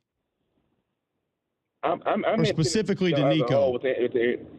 Yeah, I mean Tennessee as a whole, not just for Josh Heupel, because I'm thinking of them as like their prestige of the program. It's like you have to get people to go there, right? But with you outside of what you're offering them in NIL. I think I know where you're going here. I don't think Tennessee gets wins in recruiting solely based off NIL.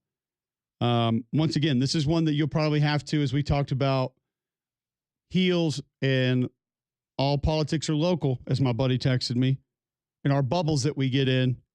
Like, yeah, it's easy for a lot of people here, Auburn, Alabama, UAB fans, to maybe look at Tennessee and say, it's just money. But if you remove that portion of it and actually go to a game, I can tell you right now, I don't think there's a better game day experience in college football than Neyland Stadium when it's rocking. I just don't. When you pull in, there's a certain way you can go to the stadium off the interstate, and you literally drive up the river, and there's just hundreds of boats on the water, all with Tennessee flags, orange, checkerboard flags. Like, where else are you getting that? Baylor and Washington? That's it. All right, so then you roll in a stadium. It's hilly. It's kind of up tucked on this little hill. You walk up there. Vol Walk comes in. It's no different than Walk of Champions, Tiger Walk, whatever other walk. We Will Win Walk, Cock Walk. It's the thing. I didn't make it up. Why is Damian so surprised back there? Why do you think South Carolina players get to the game? You said his trigger word. I thought that was the next show. No, well. They used to host a show together. Makes sense. You get in that stadium, man, and you see 105, and now what they do with the lights and the fireworks, and they turn the LEDs off, and they get the orange spotlight out when they run through the team. I'm just telling you, dude, I don't know. You give me one that's better. I've been to a lot of them. And if it's Ohio State, I haven't been to that one. Michigan, I haven't been. Oregon, I haven't been. But I'd put this one up against it.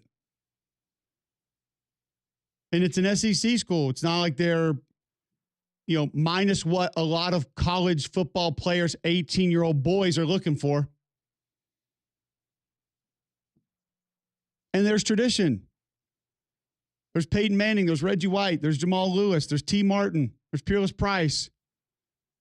There's Chad Clifton, for God's sake. Jason Witten. Al Wilson. They got guys. They've won. Maybe not as much as some of these kids that are coming out of the scene. But there's passion. There's a great fan base. I get it. People here don't like it. I understand that. But the people in Knoxville are saying the same thing about the schools here. And Auburn's an amazing game day atmosphere. Bryant Denny's an amazing game day atmosphere. I don't think Tennessee wins in recruiting solely based off NIL. No. Now, to kind of help Josh when he first got there based on where they were in the doldrums a little bit, do they need to go a little further? Yes. But also keep in mind, like Lugenbill said, they thought Nico was, what did he say, a top 5 talent coming out of all players? Now, they didn't rank him there because of some of the antics and some of the extras, which they weren't fans of. But yeah, I'm sure when Josh saw him throw, he's like, if we can get that guy, I bet we can win some games. Okay, well, we'll go to whatever the Spire, C-Spire cell phone internet guys and see if they can give us enough money to go get him. All right, cool, we got him. Little did you know you got his dad too. But that's not the only reason that they win in recruiting. I don't believe that. I never will believe that. I was recruited by Tennessee, and I'm just tell you this, it was incredible. I loved going to games up there. I've told you stories about watching Peyton Manning in warm-ups. Like the dude would turn the ball over like punts. I just wanted to watch Peyton Manning throw fades in warm-ups. Seriously. And then I was at the Tennessee-Georgia game where I think Tennessee kicked a field goal into regulation to win. It was a game Robert Edwards sort of burst on the scene. Oh, unbelievable. So I don't think that it's, they go there just because it's NIL. Now, do I think that Nico Iamaleava had a great grasp of what the history of Tennessee football was? Like, does he know who Johnny Majors is today? Maybe not. Did he know what General Nealon did for the program? Safe bet, no. Did he know the Colquitt punting history of Tennessee football? Doubtful. But that doesn't mean that tradition, history, fan base, stadium, atmosphere, campus didn't all help them win him in recruiting. It's not like it's a non-factor. Kind of like it's a non-factor of where you need to go to get your new pickup truck. That's your Royal Automotive. Go stop by Royal today if you're shopping for a new ride. Spring savings event is on at Royal Automotive. My friends at Royal want to help you experience how car buying should be. 4 Royal-owned dealerships, 1 location, selection, savings unmatched. Get up to $10,250 off select 2025 GMC Sierra models.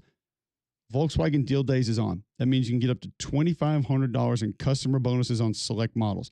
Or choose luxury and safety you expect from the Volvo SUV lineup, XC40, XC60, XC90 models, with a $1,000 70th anniversary bonus and 3.99 APR up to 72 months. All offers valid through April 30th, 2025. Certain restrictions apply with approved credit. Royal Buick GMC, Royal Volkswagen, Royal Automart, Volvo Cars of Vestavia Hills, all at the corner of I-65 and Highway 31 of Vestavia. Online, royalautomotive.net. Make Royal your first and last stop when car shopping. Remember, for every ride, there's Royal. When we come back, some more of your feedback on who you feel like is, or we should at least be talking about, as the biggest heel in college football history. Next, Mac and Cube in the morning.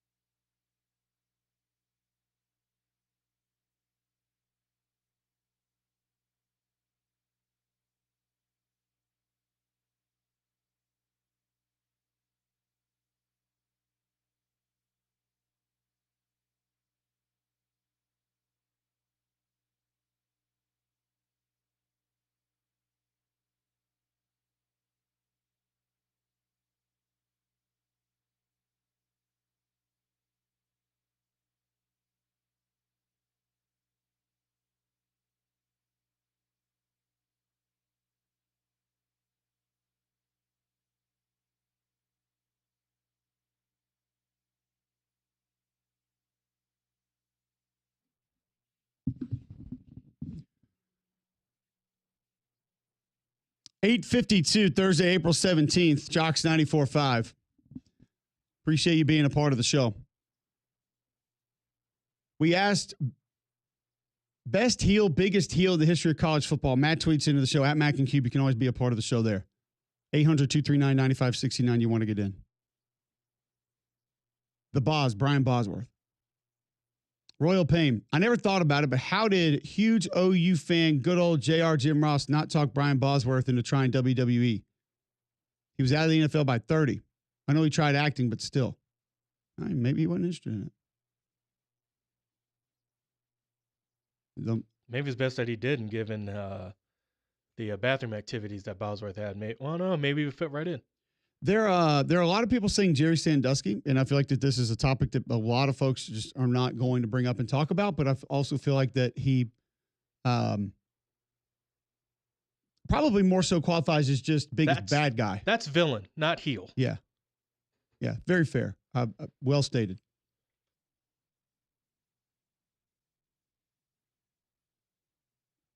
So I like where Lugenbill went with Lincoln Riley. One that we had not brought up that I feel like could be there. Brian with an eye tweets in Kellen Winslow. I do think he means Kellen Winslow Jr. Yeah, that makes more sense. I don't believe senior was no. widely hated. Cool Papa Gray tweets in heel Shador face Travis. Mm-hmm. Does that make Deion Sanders the Captain Lou Albano of college football? Or no, he's more Paul Heyman if that's the case. The mouth of the South Jimmy Hart of college football? Actually, that one. Yeah, that's probably it.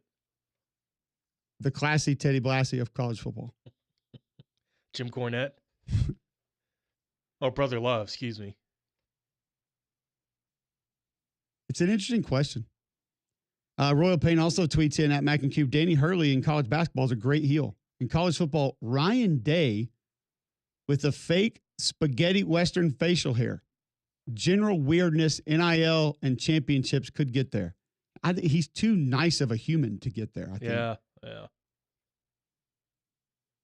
I mean, there are individuals that thought for a while that Ryan Day didn't have enough sort of FU in him to get to where he's gotten. He was specifically considering the guy he took over for. He was on that path when he yelled at Lou Holtz, like, who goes after an old guy? But then when Notre Dame won, it's like, all right, well, can't do nothing about it now. We're getting a lot of Lane Kiffin in, and I don't think Lane Kiffin qualifies as a heel anymore. No, I don't think so, no. He's a heel like Charles Barkley's a heel. Now, there was a time that Charles was. I'm not a role model. Yeah. Throwing guys through bar windows. Yeah. He'll admit it. But his antics have also now become lovable. Like they are both sort of in the Stone Cold Steve Austin category. Yeah. Like Lane kind of reminds me of when The Rock was trying to be a heel. Like Rocky Maivia. Yeah. Early.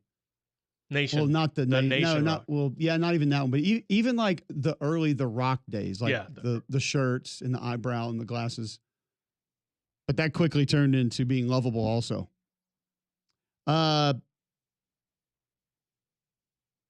Nicole Eddy tweets in Mark Emmert. That feels villain. Fair. Not like the other one we mentioned earlier, but more. This feels like a proper mustache twirling villain, Bond villain. A lot of Spurrier coming in too, and I can't allow that really. So far would we say that our best answer, maybe most qualified, is Urban Meyer? Yeah, probably. Have we had anybody more so than him?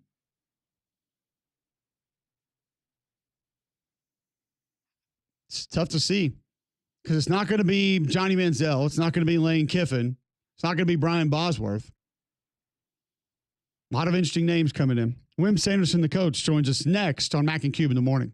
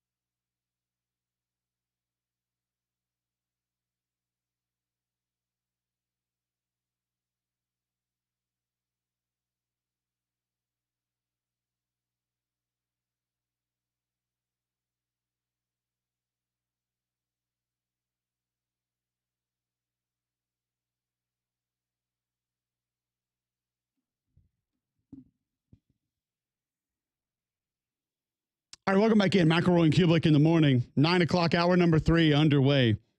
The coach, Whim Sanderson, coming up next. Max Olsen after that. We'll continue our villain talk in college football. You hear from Lane Kiffin, some interesting thoughts around different topics in college football after Max Olsen.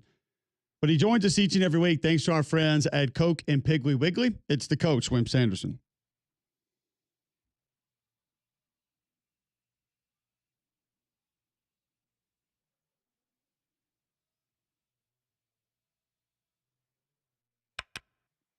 And what is it, Coach? I know what you're thinking. You're saying to yourself, "God, but I got it by myself today. I got a basketball coach older than dirt on there, and I don't know what I'm going to do with him." So that's what you're thinking. You're not saying that. That's what you're thinking. No, I usually with you, I just turn the phone on and let it go, or open you up and see what you have to say to start it off. Okay, Brother Oliver passed away. I'll get back to him. You can talk to him. Brother Oliver and I, Tommy Brooker. You don't know who Tommy Brooker was, a player at Alabama. And Brother Oliver was a left-handed golfer. And my trainer, we played golf together for years and years and years and years. And Brother and I have been friends for a long, long time. Passed away, going to be buried on Tuesday down in Livingston. And before you tell what you want to tell about him, I know you've got some same things to tell about him. He has been noted for, and I don't know exactly why I was there, but I mean, when he put 11 men on the line defensively against Miami, they won the national championship, I believe, in that game. I think that's correct. That quarterback, whatever. Of course, they adjusted something once the ball was snapped, but when they lined up with 11 people on the line, it brought a lot of attention to the public, to the media, and he's noted for that. But not only that, but he was a heck of he wasn't a great golfer, but we gambled a lot. So I would have to say that. I got some of his money, not all of it. I couldn't play either. But anyway, brother's passed away, and I wanted to talk about him a minute before we get to anything else. Fine. If we don't, fine. You could make a real case that he got worked by both of the big schools in this state as far as should have been the head coach of both programs. Yeah, Would you agree? I agree, and I think he was about to be the head coach by the athletic director at Auburn the night on one night, and the next morning it didn't happen. And I don't know what happened, but I know without knocking other coaches, and we don't get on this show and knock other coaches particularly, we just kind of say what this guy did that was different than what other guys did that tried to teach your game, and I think that's what you ought to tell our audience. You can tell them right now if you want to kind of go over what they did and how things went down and so forth. I don't know the inner workings of all of it from that particular standpoint. Yeah, I know that. I understand. But just coaching the team, yeah. I've told people about when he took over as the interim head coach, how much more intelligent our practices became. There was a lot less time wasted. There was a lot more emphasis on game preparation, which if you think about it from a common sense standpoint, Coach, like that, yeah, you have to have fundamental work. You have to do that each and every day. But there was a repetitive nature of what we did before he took over that was unnecessary, specifically in weeks 8, 9, 10, whatever. Yeah. He just made things smarter. You know, the ones would go out there and take 5 reps in team, and then the twos would take 2 or 3 reps. And then the ones would take 8 or 9, and the twos would take 3 or 4. It's like it didn't need to be 1 and 1, 1 and 1, 1 and 1, 1 and 1, all of team period. That was when you thought back about it, you're like, man, what a waste of time. And his thought, and he would deliver it to you like this. He would say, hey guys, the ones are going to play 85% of the snaps. They're going to get 85% of the reps in practice. When a 2 starts getting 50, 60% of the snaps in practice in the game, that's what you'll start getting in practice. We're preparing for the game. We're not preparing for practice. And as an 18, 19-year-old kid, you're sitting there going, good God, that makes sense. You know, you're like, why is everyone not doing it this way? And like off-season workouts, he wanted an emphasis on speed and agility. And that was fought by a lot of the other staff. Yeah. And he got upset about it. And he said, I want guys that can run. I don't care if they can run up and down, the auditorium steps for 2 hours, or if you can make them run back and forth between cones and do up downs in the gym and throw up. Like that's great for a couple of weeks. Like make sure they're tough, but like I need my guys to be fast. And so again, you thought about it and you're like, yeah, probably makes sense. He's like, I got to coach against Florida. I need my guys to run. Like they're fast. We need to be faster. And so it all made sense the way that he handled things. Well, that's interesting stuff. I think what you said here is what I thought you would say.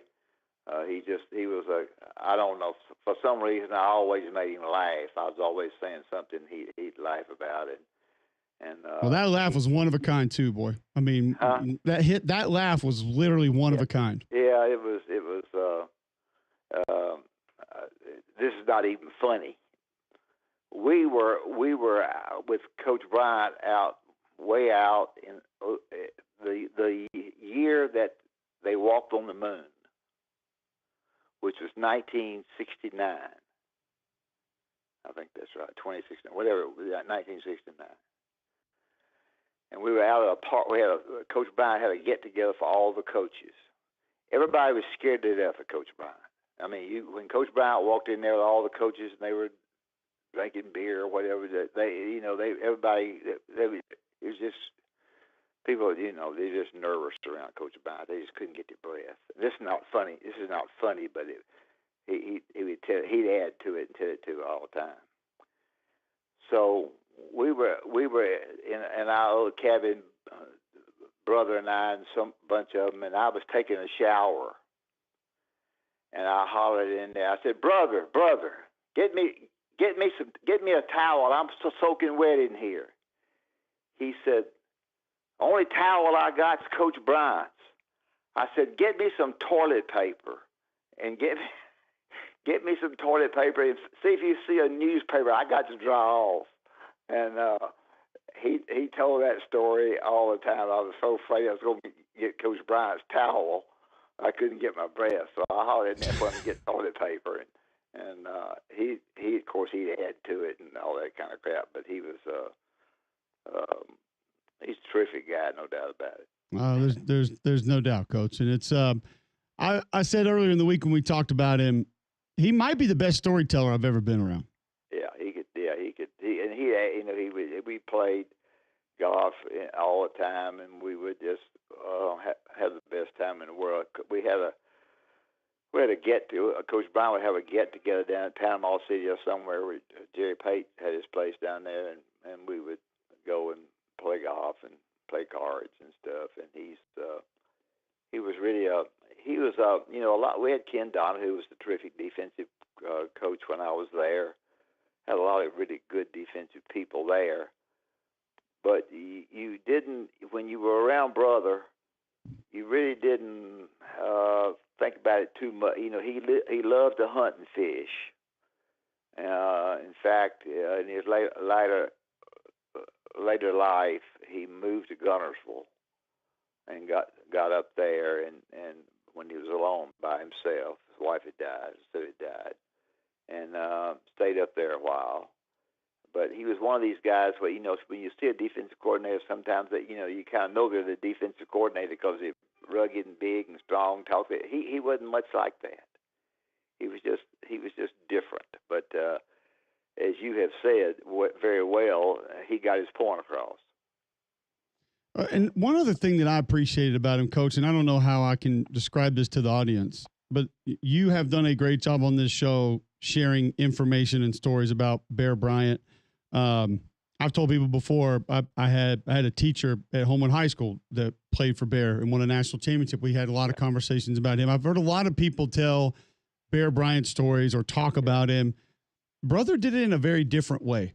Yeah. It wasn't the whole like, oh, he was this larger than life pillar of a human being that like, he kind of brought him down to earth a little bit when he talked about his experiences or being around him or things he taught him.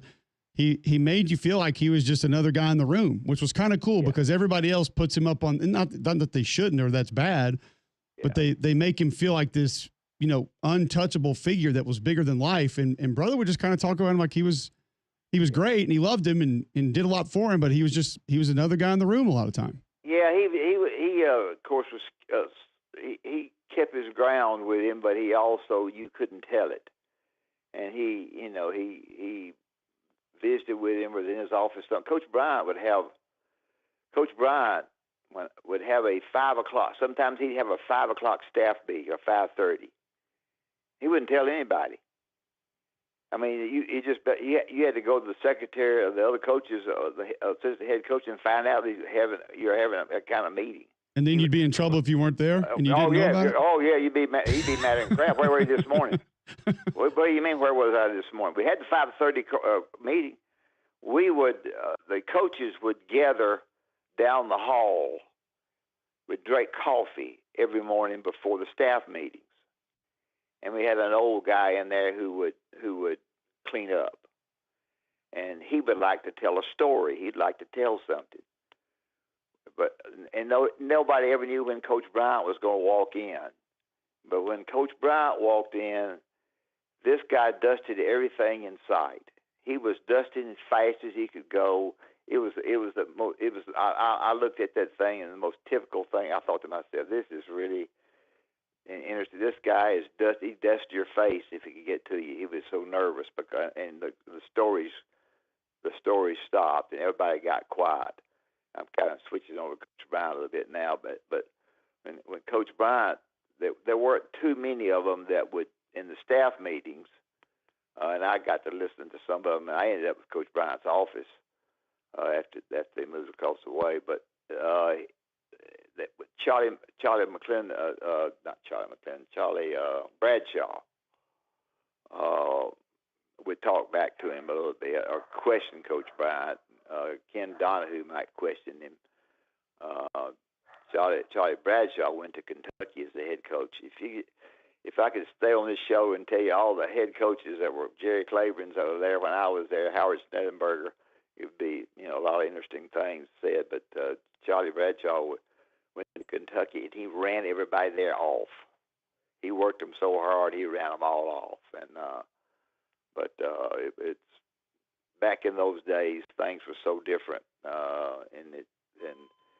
and brother was a big part of the success that Alabama had, and he's a great person and a great friend, and I just want to mention that. Outside of that, I don't know much about what's going on with the portals and all. I keep up with it for my show, and I'm not sure. I guess the guy at Tennessee is going to UCLA, I assume. I don't know. Herb Street, what you get ill about that, Herb Street said a lot of nice things about him. He'd been around him a lot. I had that on my show today, and Herb Street said he wasn't like you think he comes off. He was really a team guy, a team quarterback. I don't know what's happening to us in this day and time is the agents are getting back there, and if an agent is part of your family, you're okay. If you hire an agent, you better be darn sure he's who you think he is, because they won't stop at 4%. The agents go to 10%. So the agents run the shows, and that's sort of who runs college football, basketball too.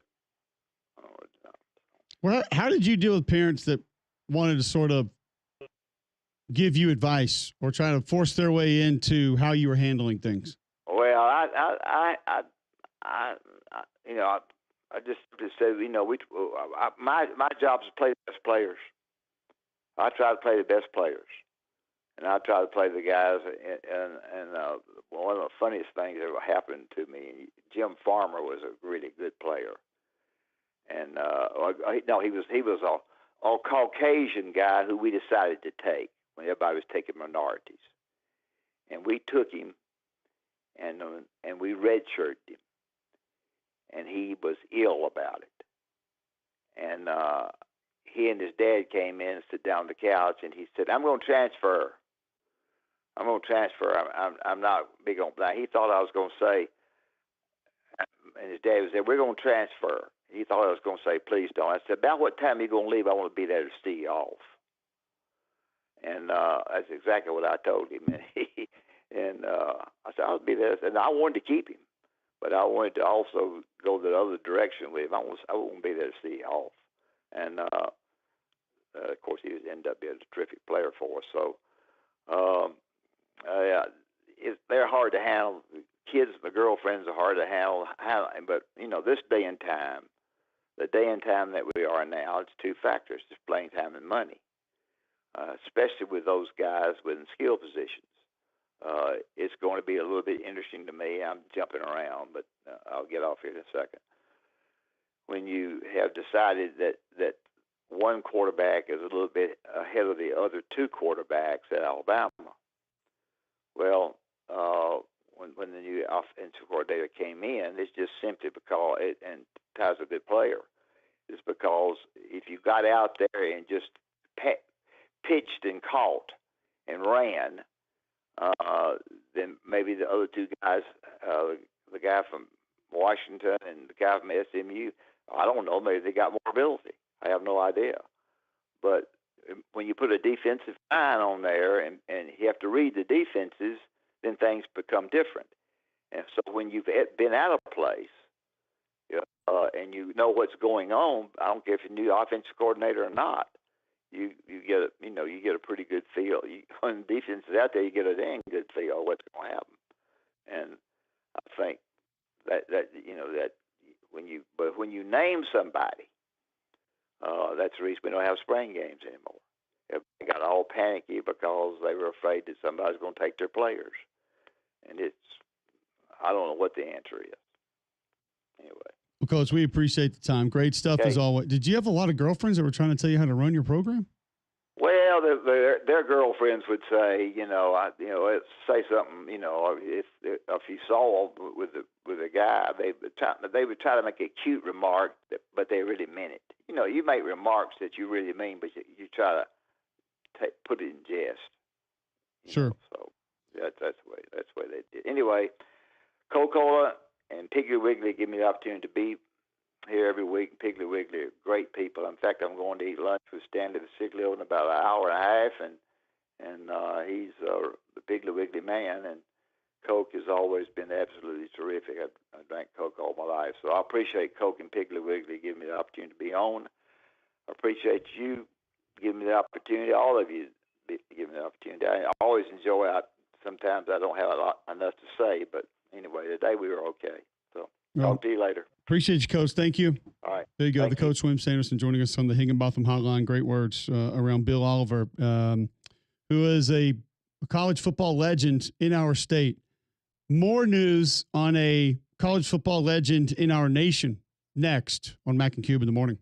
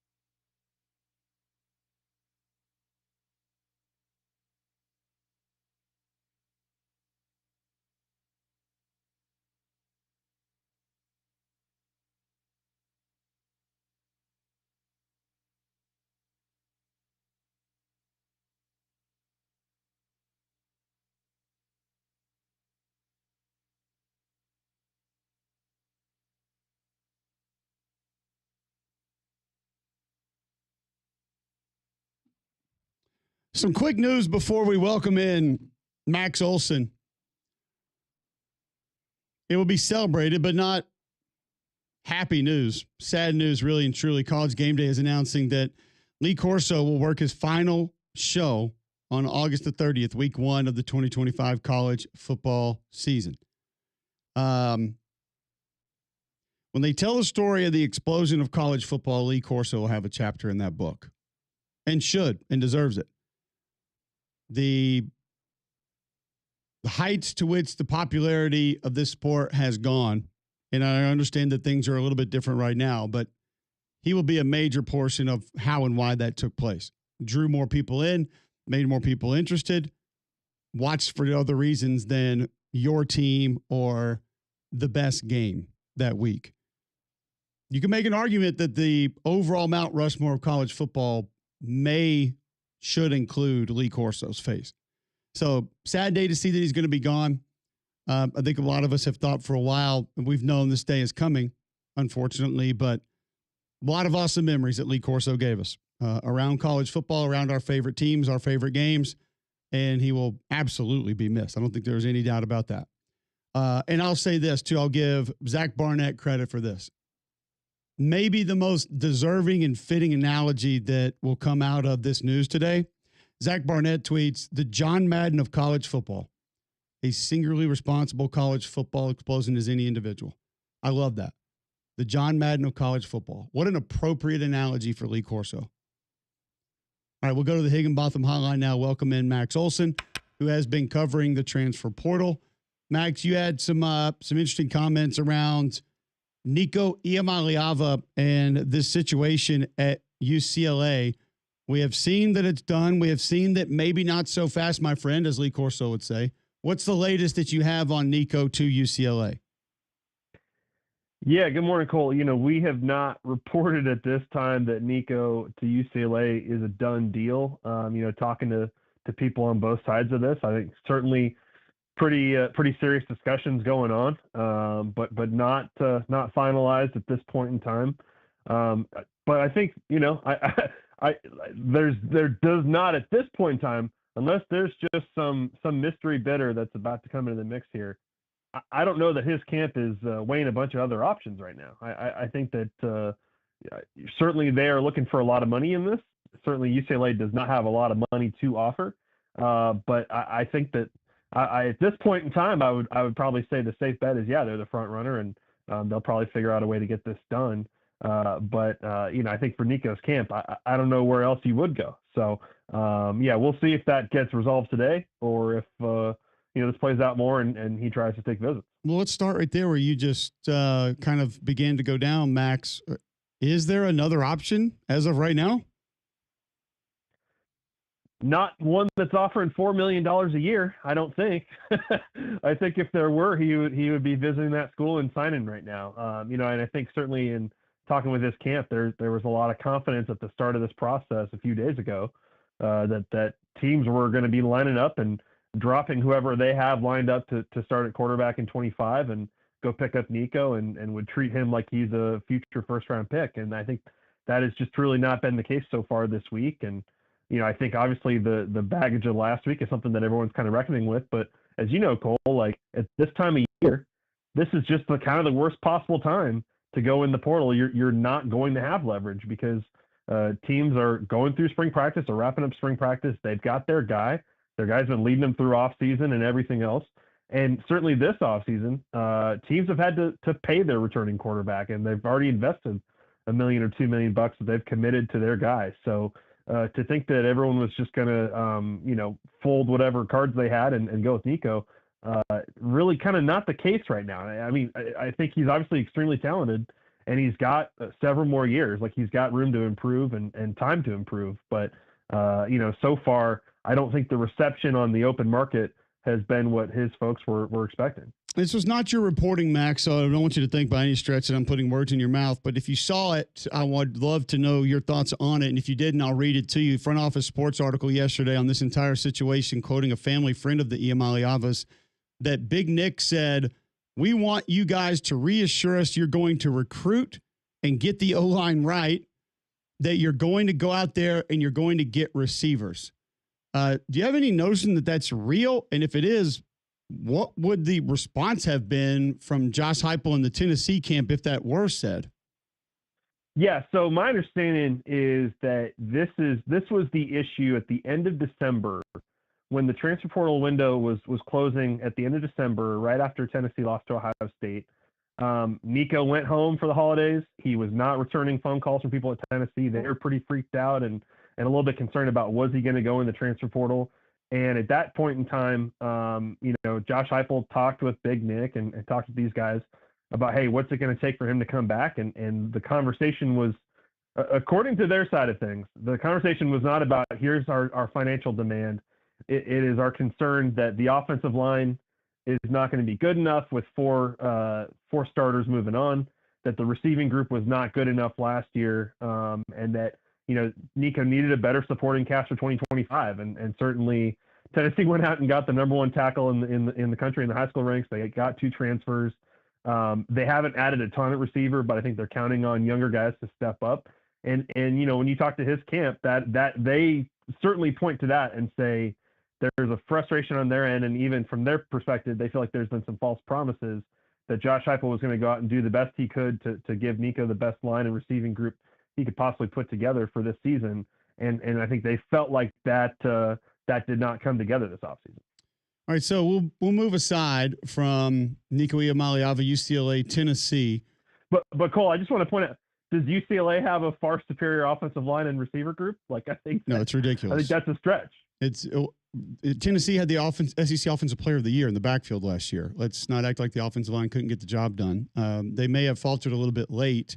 And then there was more to the story, like the cracked helmets and a concussion. Like a concussion, okay, you don't play with that. But Max, like, can they not go to the equipment guy? The helmets are made to crack. That's what they're made to do now.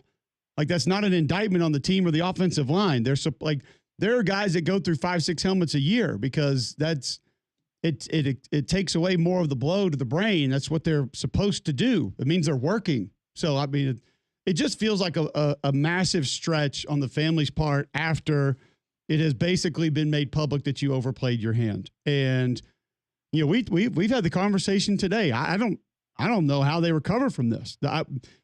They are going to be the heels of college football moving forward. Very rarely do we have universal figures that almost everyone around college football does not like or wants to see fail. And this may be as close to we ever have it as maybe 100% of people outside of his family. Well, I also said to this too, and this has just been my observation in this NIL era, and certainly the past couple of years where the money has really increased, and this is just straight up pay for play now. I think one thing that you sort of seeing a little bit now, and Nico's and his camp, they're not the only one, is you see some of these guys who are coming into college football at the quarterback position who have that 5-star hype, and they've been dealing with that from a very young age. And you're paying these guys millions of dollars from day one.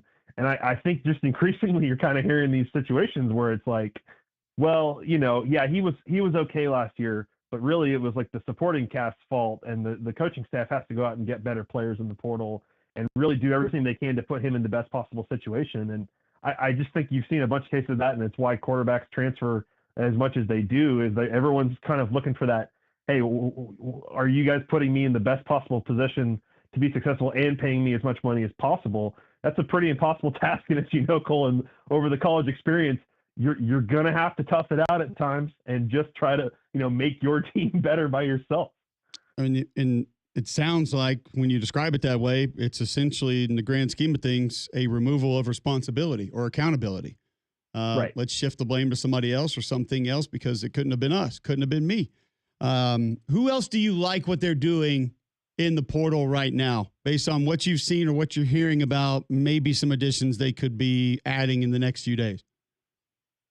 Yeah, I think Texas is in a position here to pick up some pretty good ones. They've already landed Emmett Mosley, the wide receiver from Stanford, who had a really nice true freshman season with the Cardinal. He's coming into a Texas receiver group that obviously is replacing some NFL studs, but also they didn't have Ryan Wingo and DeAndre Moore in spring practice. So looking to add some depth there. It looks like they're in good position here too for Jack Andrews, the tight end from Cal. I think that's a big position of need as they try to replace Gunnar Helm and just have a lot of youth in that room. I think we're going to see North Carolina is going to be a buyer as you'd expect. North Carolina is going to have a lot of attrition, and they're going to have a lot of addition, I think. And they picked up a wide receiver from Colorado today. I think they're going to be in the mix for a lot of guys. There are a few of these teams that they did a lot in the winter, but are still looking for a little bit more. I think Texas Tech is certainly probably spent more money than anybody in this portal cycle this offseason. They're still looking for a slot receiver, so if they can find one, I'm sure that kid's going to make $1 million or more. I think that there's still, especially these teams that feel like they're pretty close to making that expanded playoff. You're going to see people try to make some big moves this month before the House settlement gets approved and there's a salary cap going forward. I know you don't want to throw a name out. If there were to be a big name or two left that could enter the portal in this cycle, give us a position of where you think that could come from. This is not typically the case. Usually there's just not much of a quarterback market in the spring portal because guys, it's so important to go through off season with your new team.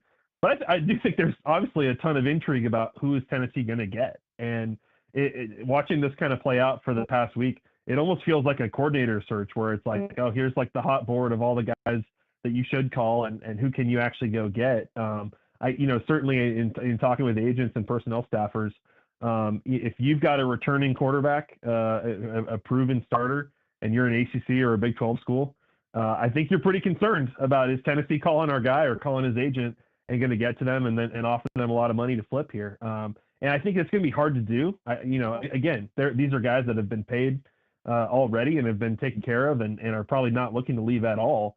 But this vacancy at Tennessee at the quarterback spot, I'm not saying they can't go with one of the guys that's already in their room and go young at quarterback this year and develop someone.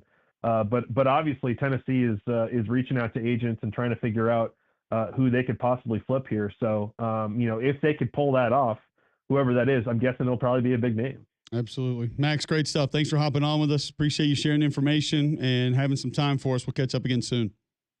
Yeah, thank you. Max Olsen, national college football writer for ESPN, talking the Iamaleava situation with Tennessee, the transfer portal, who may be next, who could still be up. There's a lot happening there. Just like there's a lot going on when you're looking for a new home. You might not know how to handle it, who to call, what to do, how to even start. I'll give you a couple of hints. GustyGoulisGroup.com. Go there, look around, or just Google Gusty Goulis Group. See all 850 plus 5-star Google reviews that are going to be out there. Because he's served more than 3,000 home buyers and sellers in the greater Birmingham area. Since 2012, Gusty Goulis Group recognized both nationally and locally as Greater Birmingham, Alabama's #1 team in homes sold. So they're going to know what real estate's coming open. They're going to know how to get you in what you want, and they're going to know what price they're going to be able to get you for your home. So call 205-542-1996 today or go to GustyGoulisGroup.com and start packing. All right, more on the transfer portal, what's the latest, but also some interesting commentary from Lane Kiffin recently. We'll hear that right after this on Mac and Cube in the morning.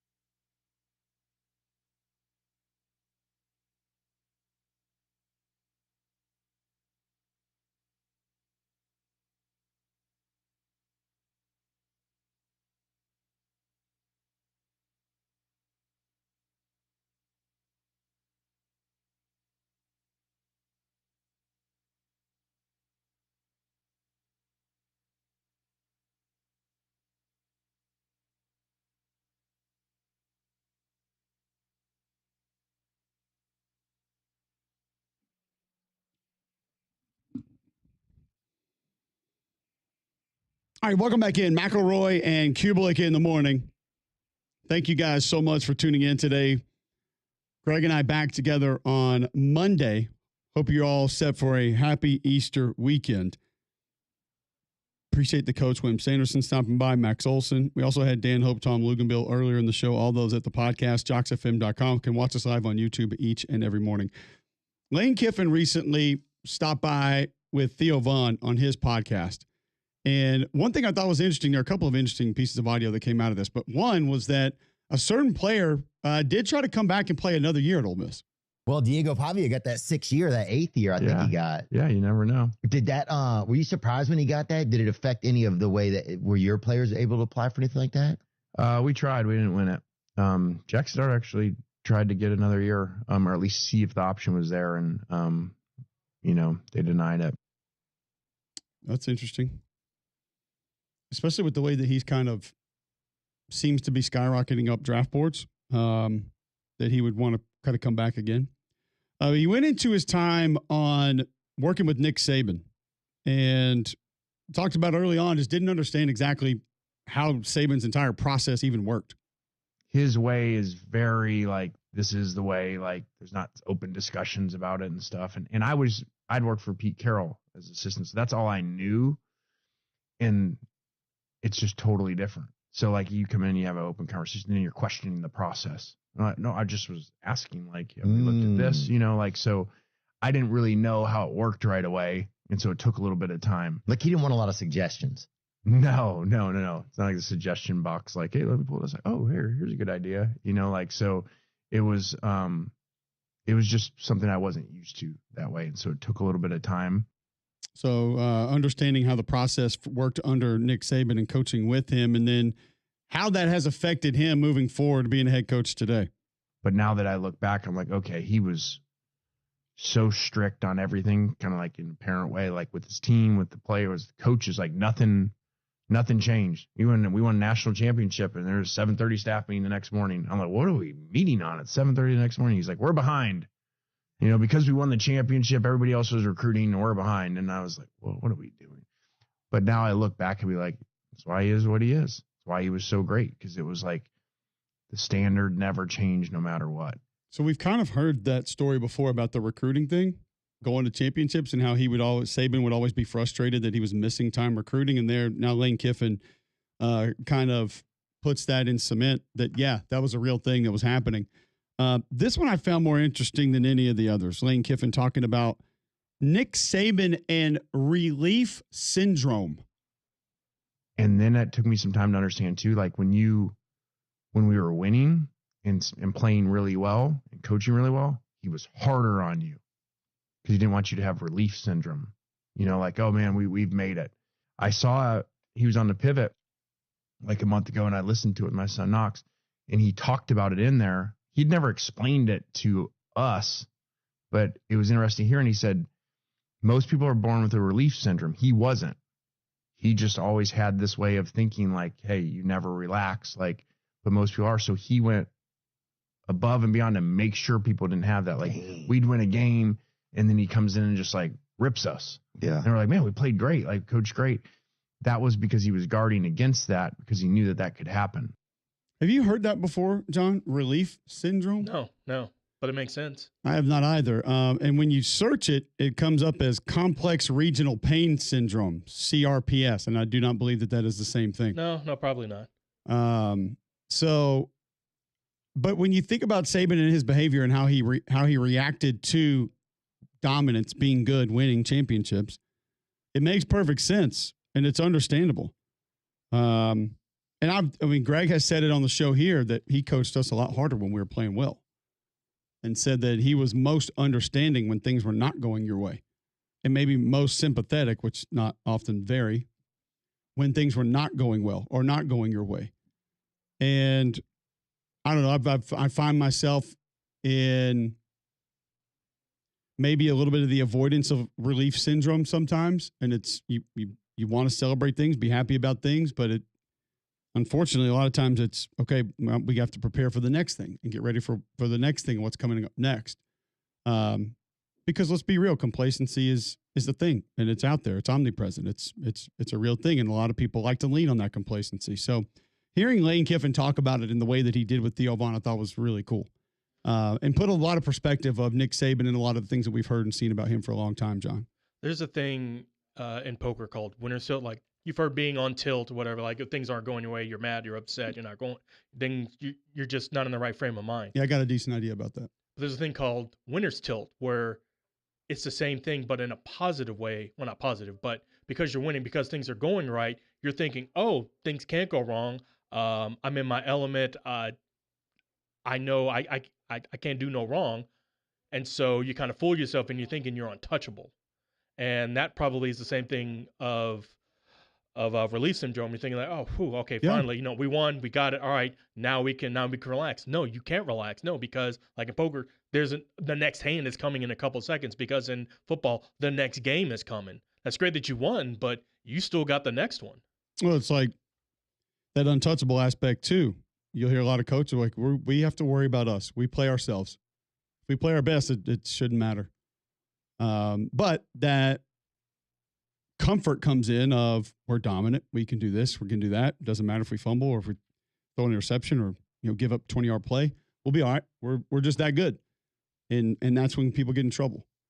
And I think the most impressive part about it is the consistency in which he operated with that for such a long time. Because even those of us that have that in us a lot of the time still get to that sort of that exhale moment every now and then of, okay, I don't have to do as much. I don't have to work as hard. I don't have to put as much into this. Or we can just wait for a little while and the next thing to happen. It doesn't feel like he ever had that at all.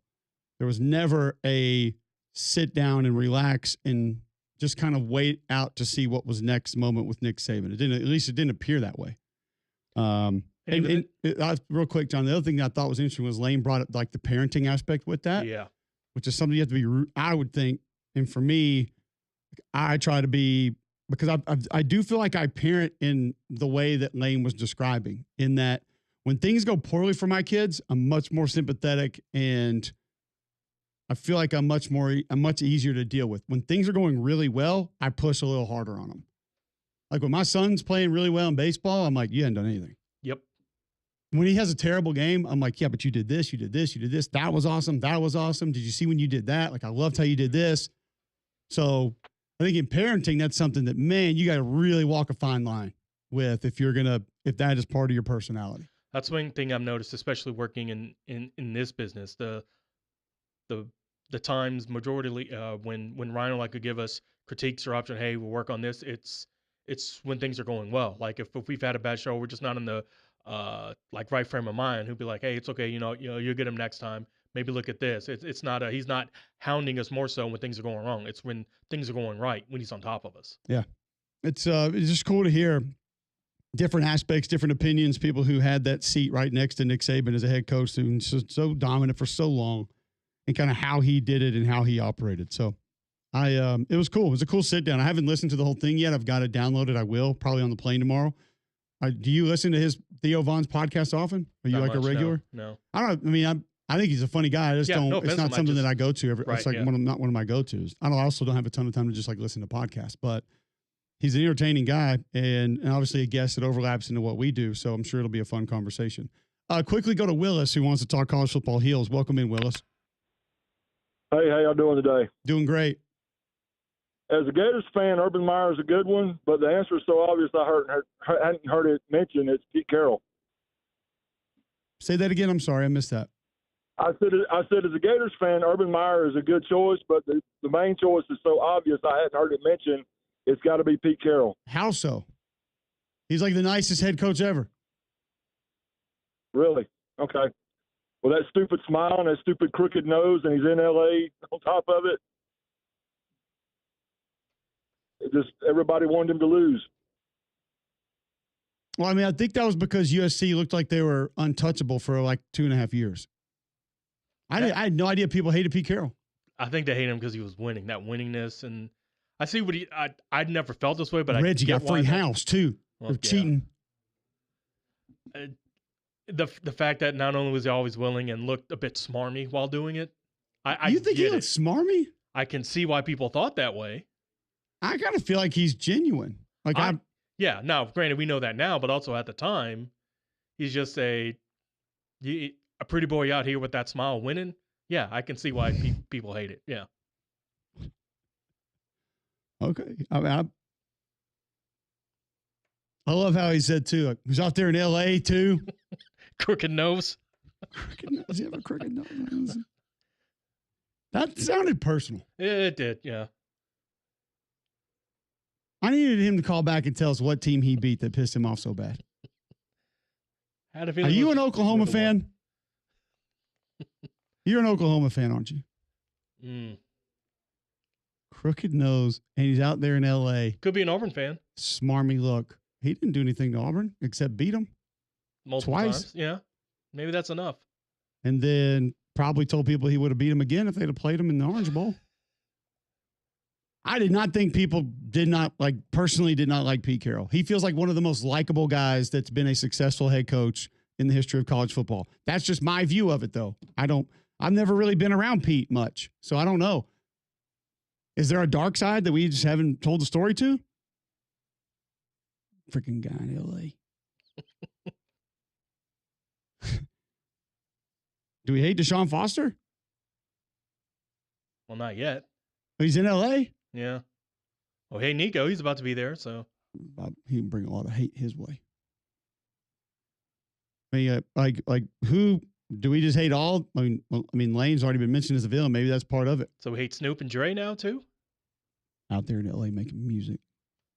John McKay, he's hilarious. I think he's calling back, by the way. Shohei? All right, we'll get you on the other side. John Robinson? Harvey Holmes. We hate him? Right after this, Mac and Cube in the morning.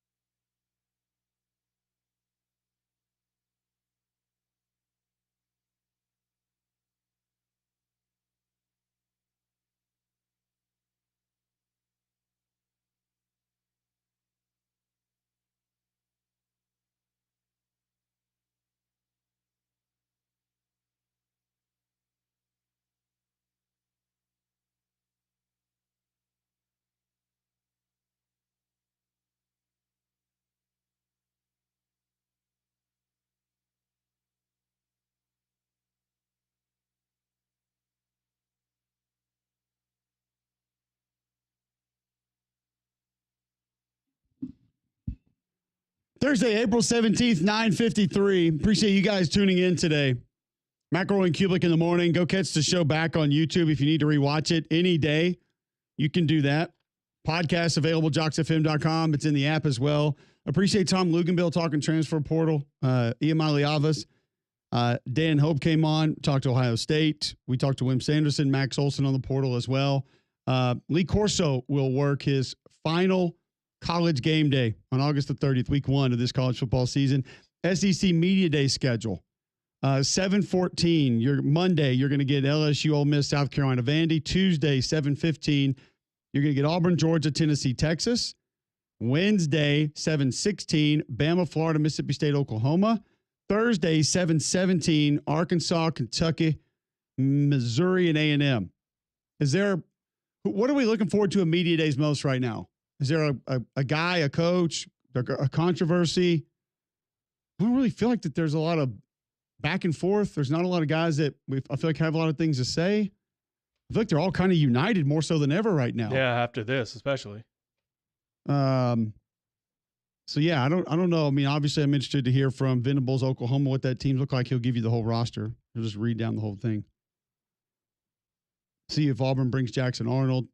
Don't know, but that's got some intrigue. Some of the other quarterbacks too. I think Josh Heupel obviously is going to be a guy we're looking at saying, all right, we have some questions. Not necessarily on you, but just about this whole thing. Willis wants to chime back in on Pete Carroll. Why do you hate Pete Carroll so much, Willis? It sounded personal. I said it in my call twice. I'm a Gators fan, okay? On my worst day, would I ever be a Oklahoma or Auburn or any other SEC fan? Thanks for having Pat Dooley on yesterday, by the way. But if I hadn't got cut off, I'd have said pretty much exactly what Saber said. About he sat up there, smarmy, smug, and just the way he acted. If he's a nice guy, that's awesome, but everybody wanted him to lose. Thank you. Gators. Thank you so much for the call. You too.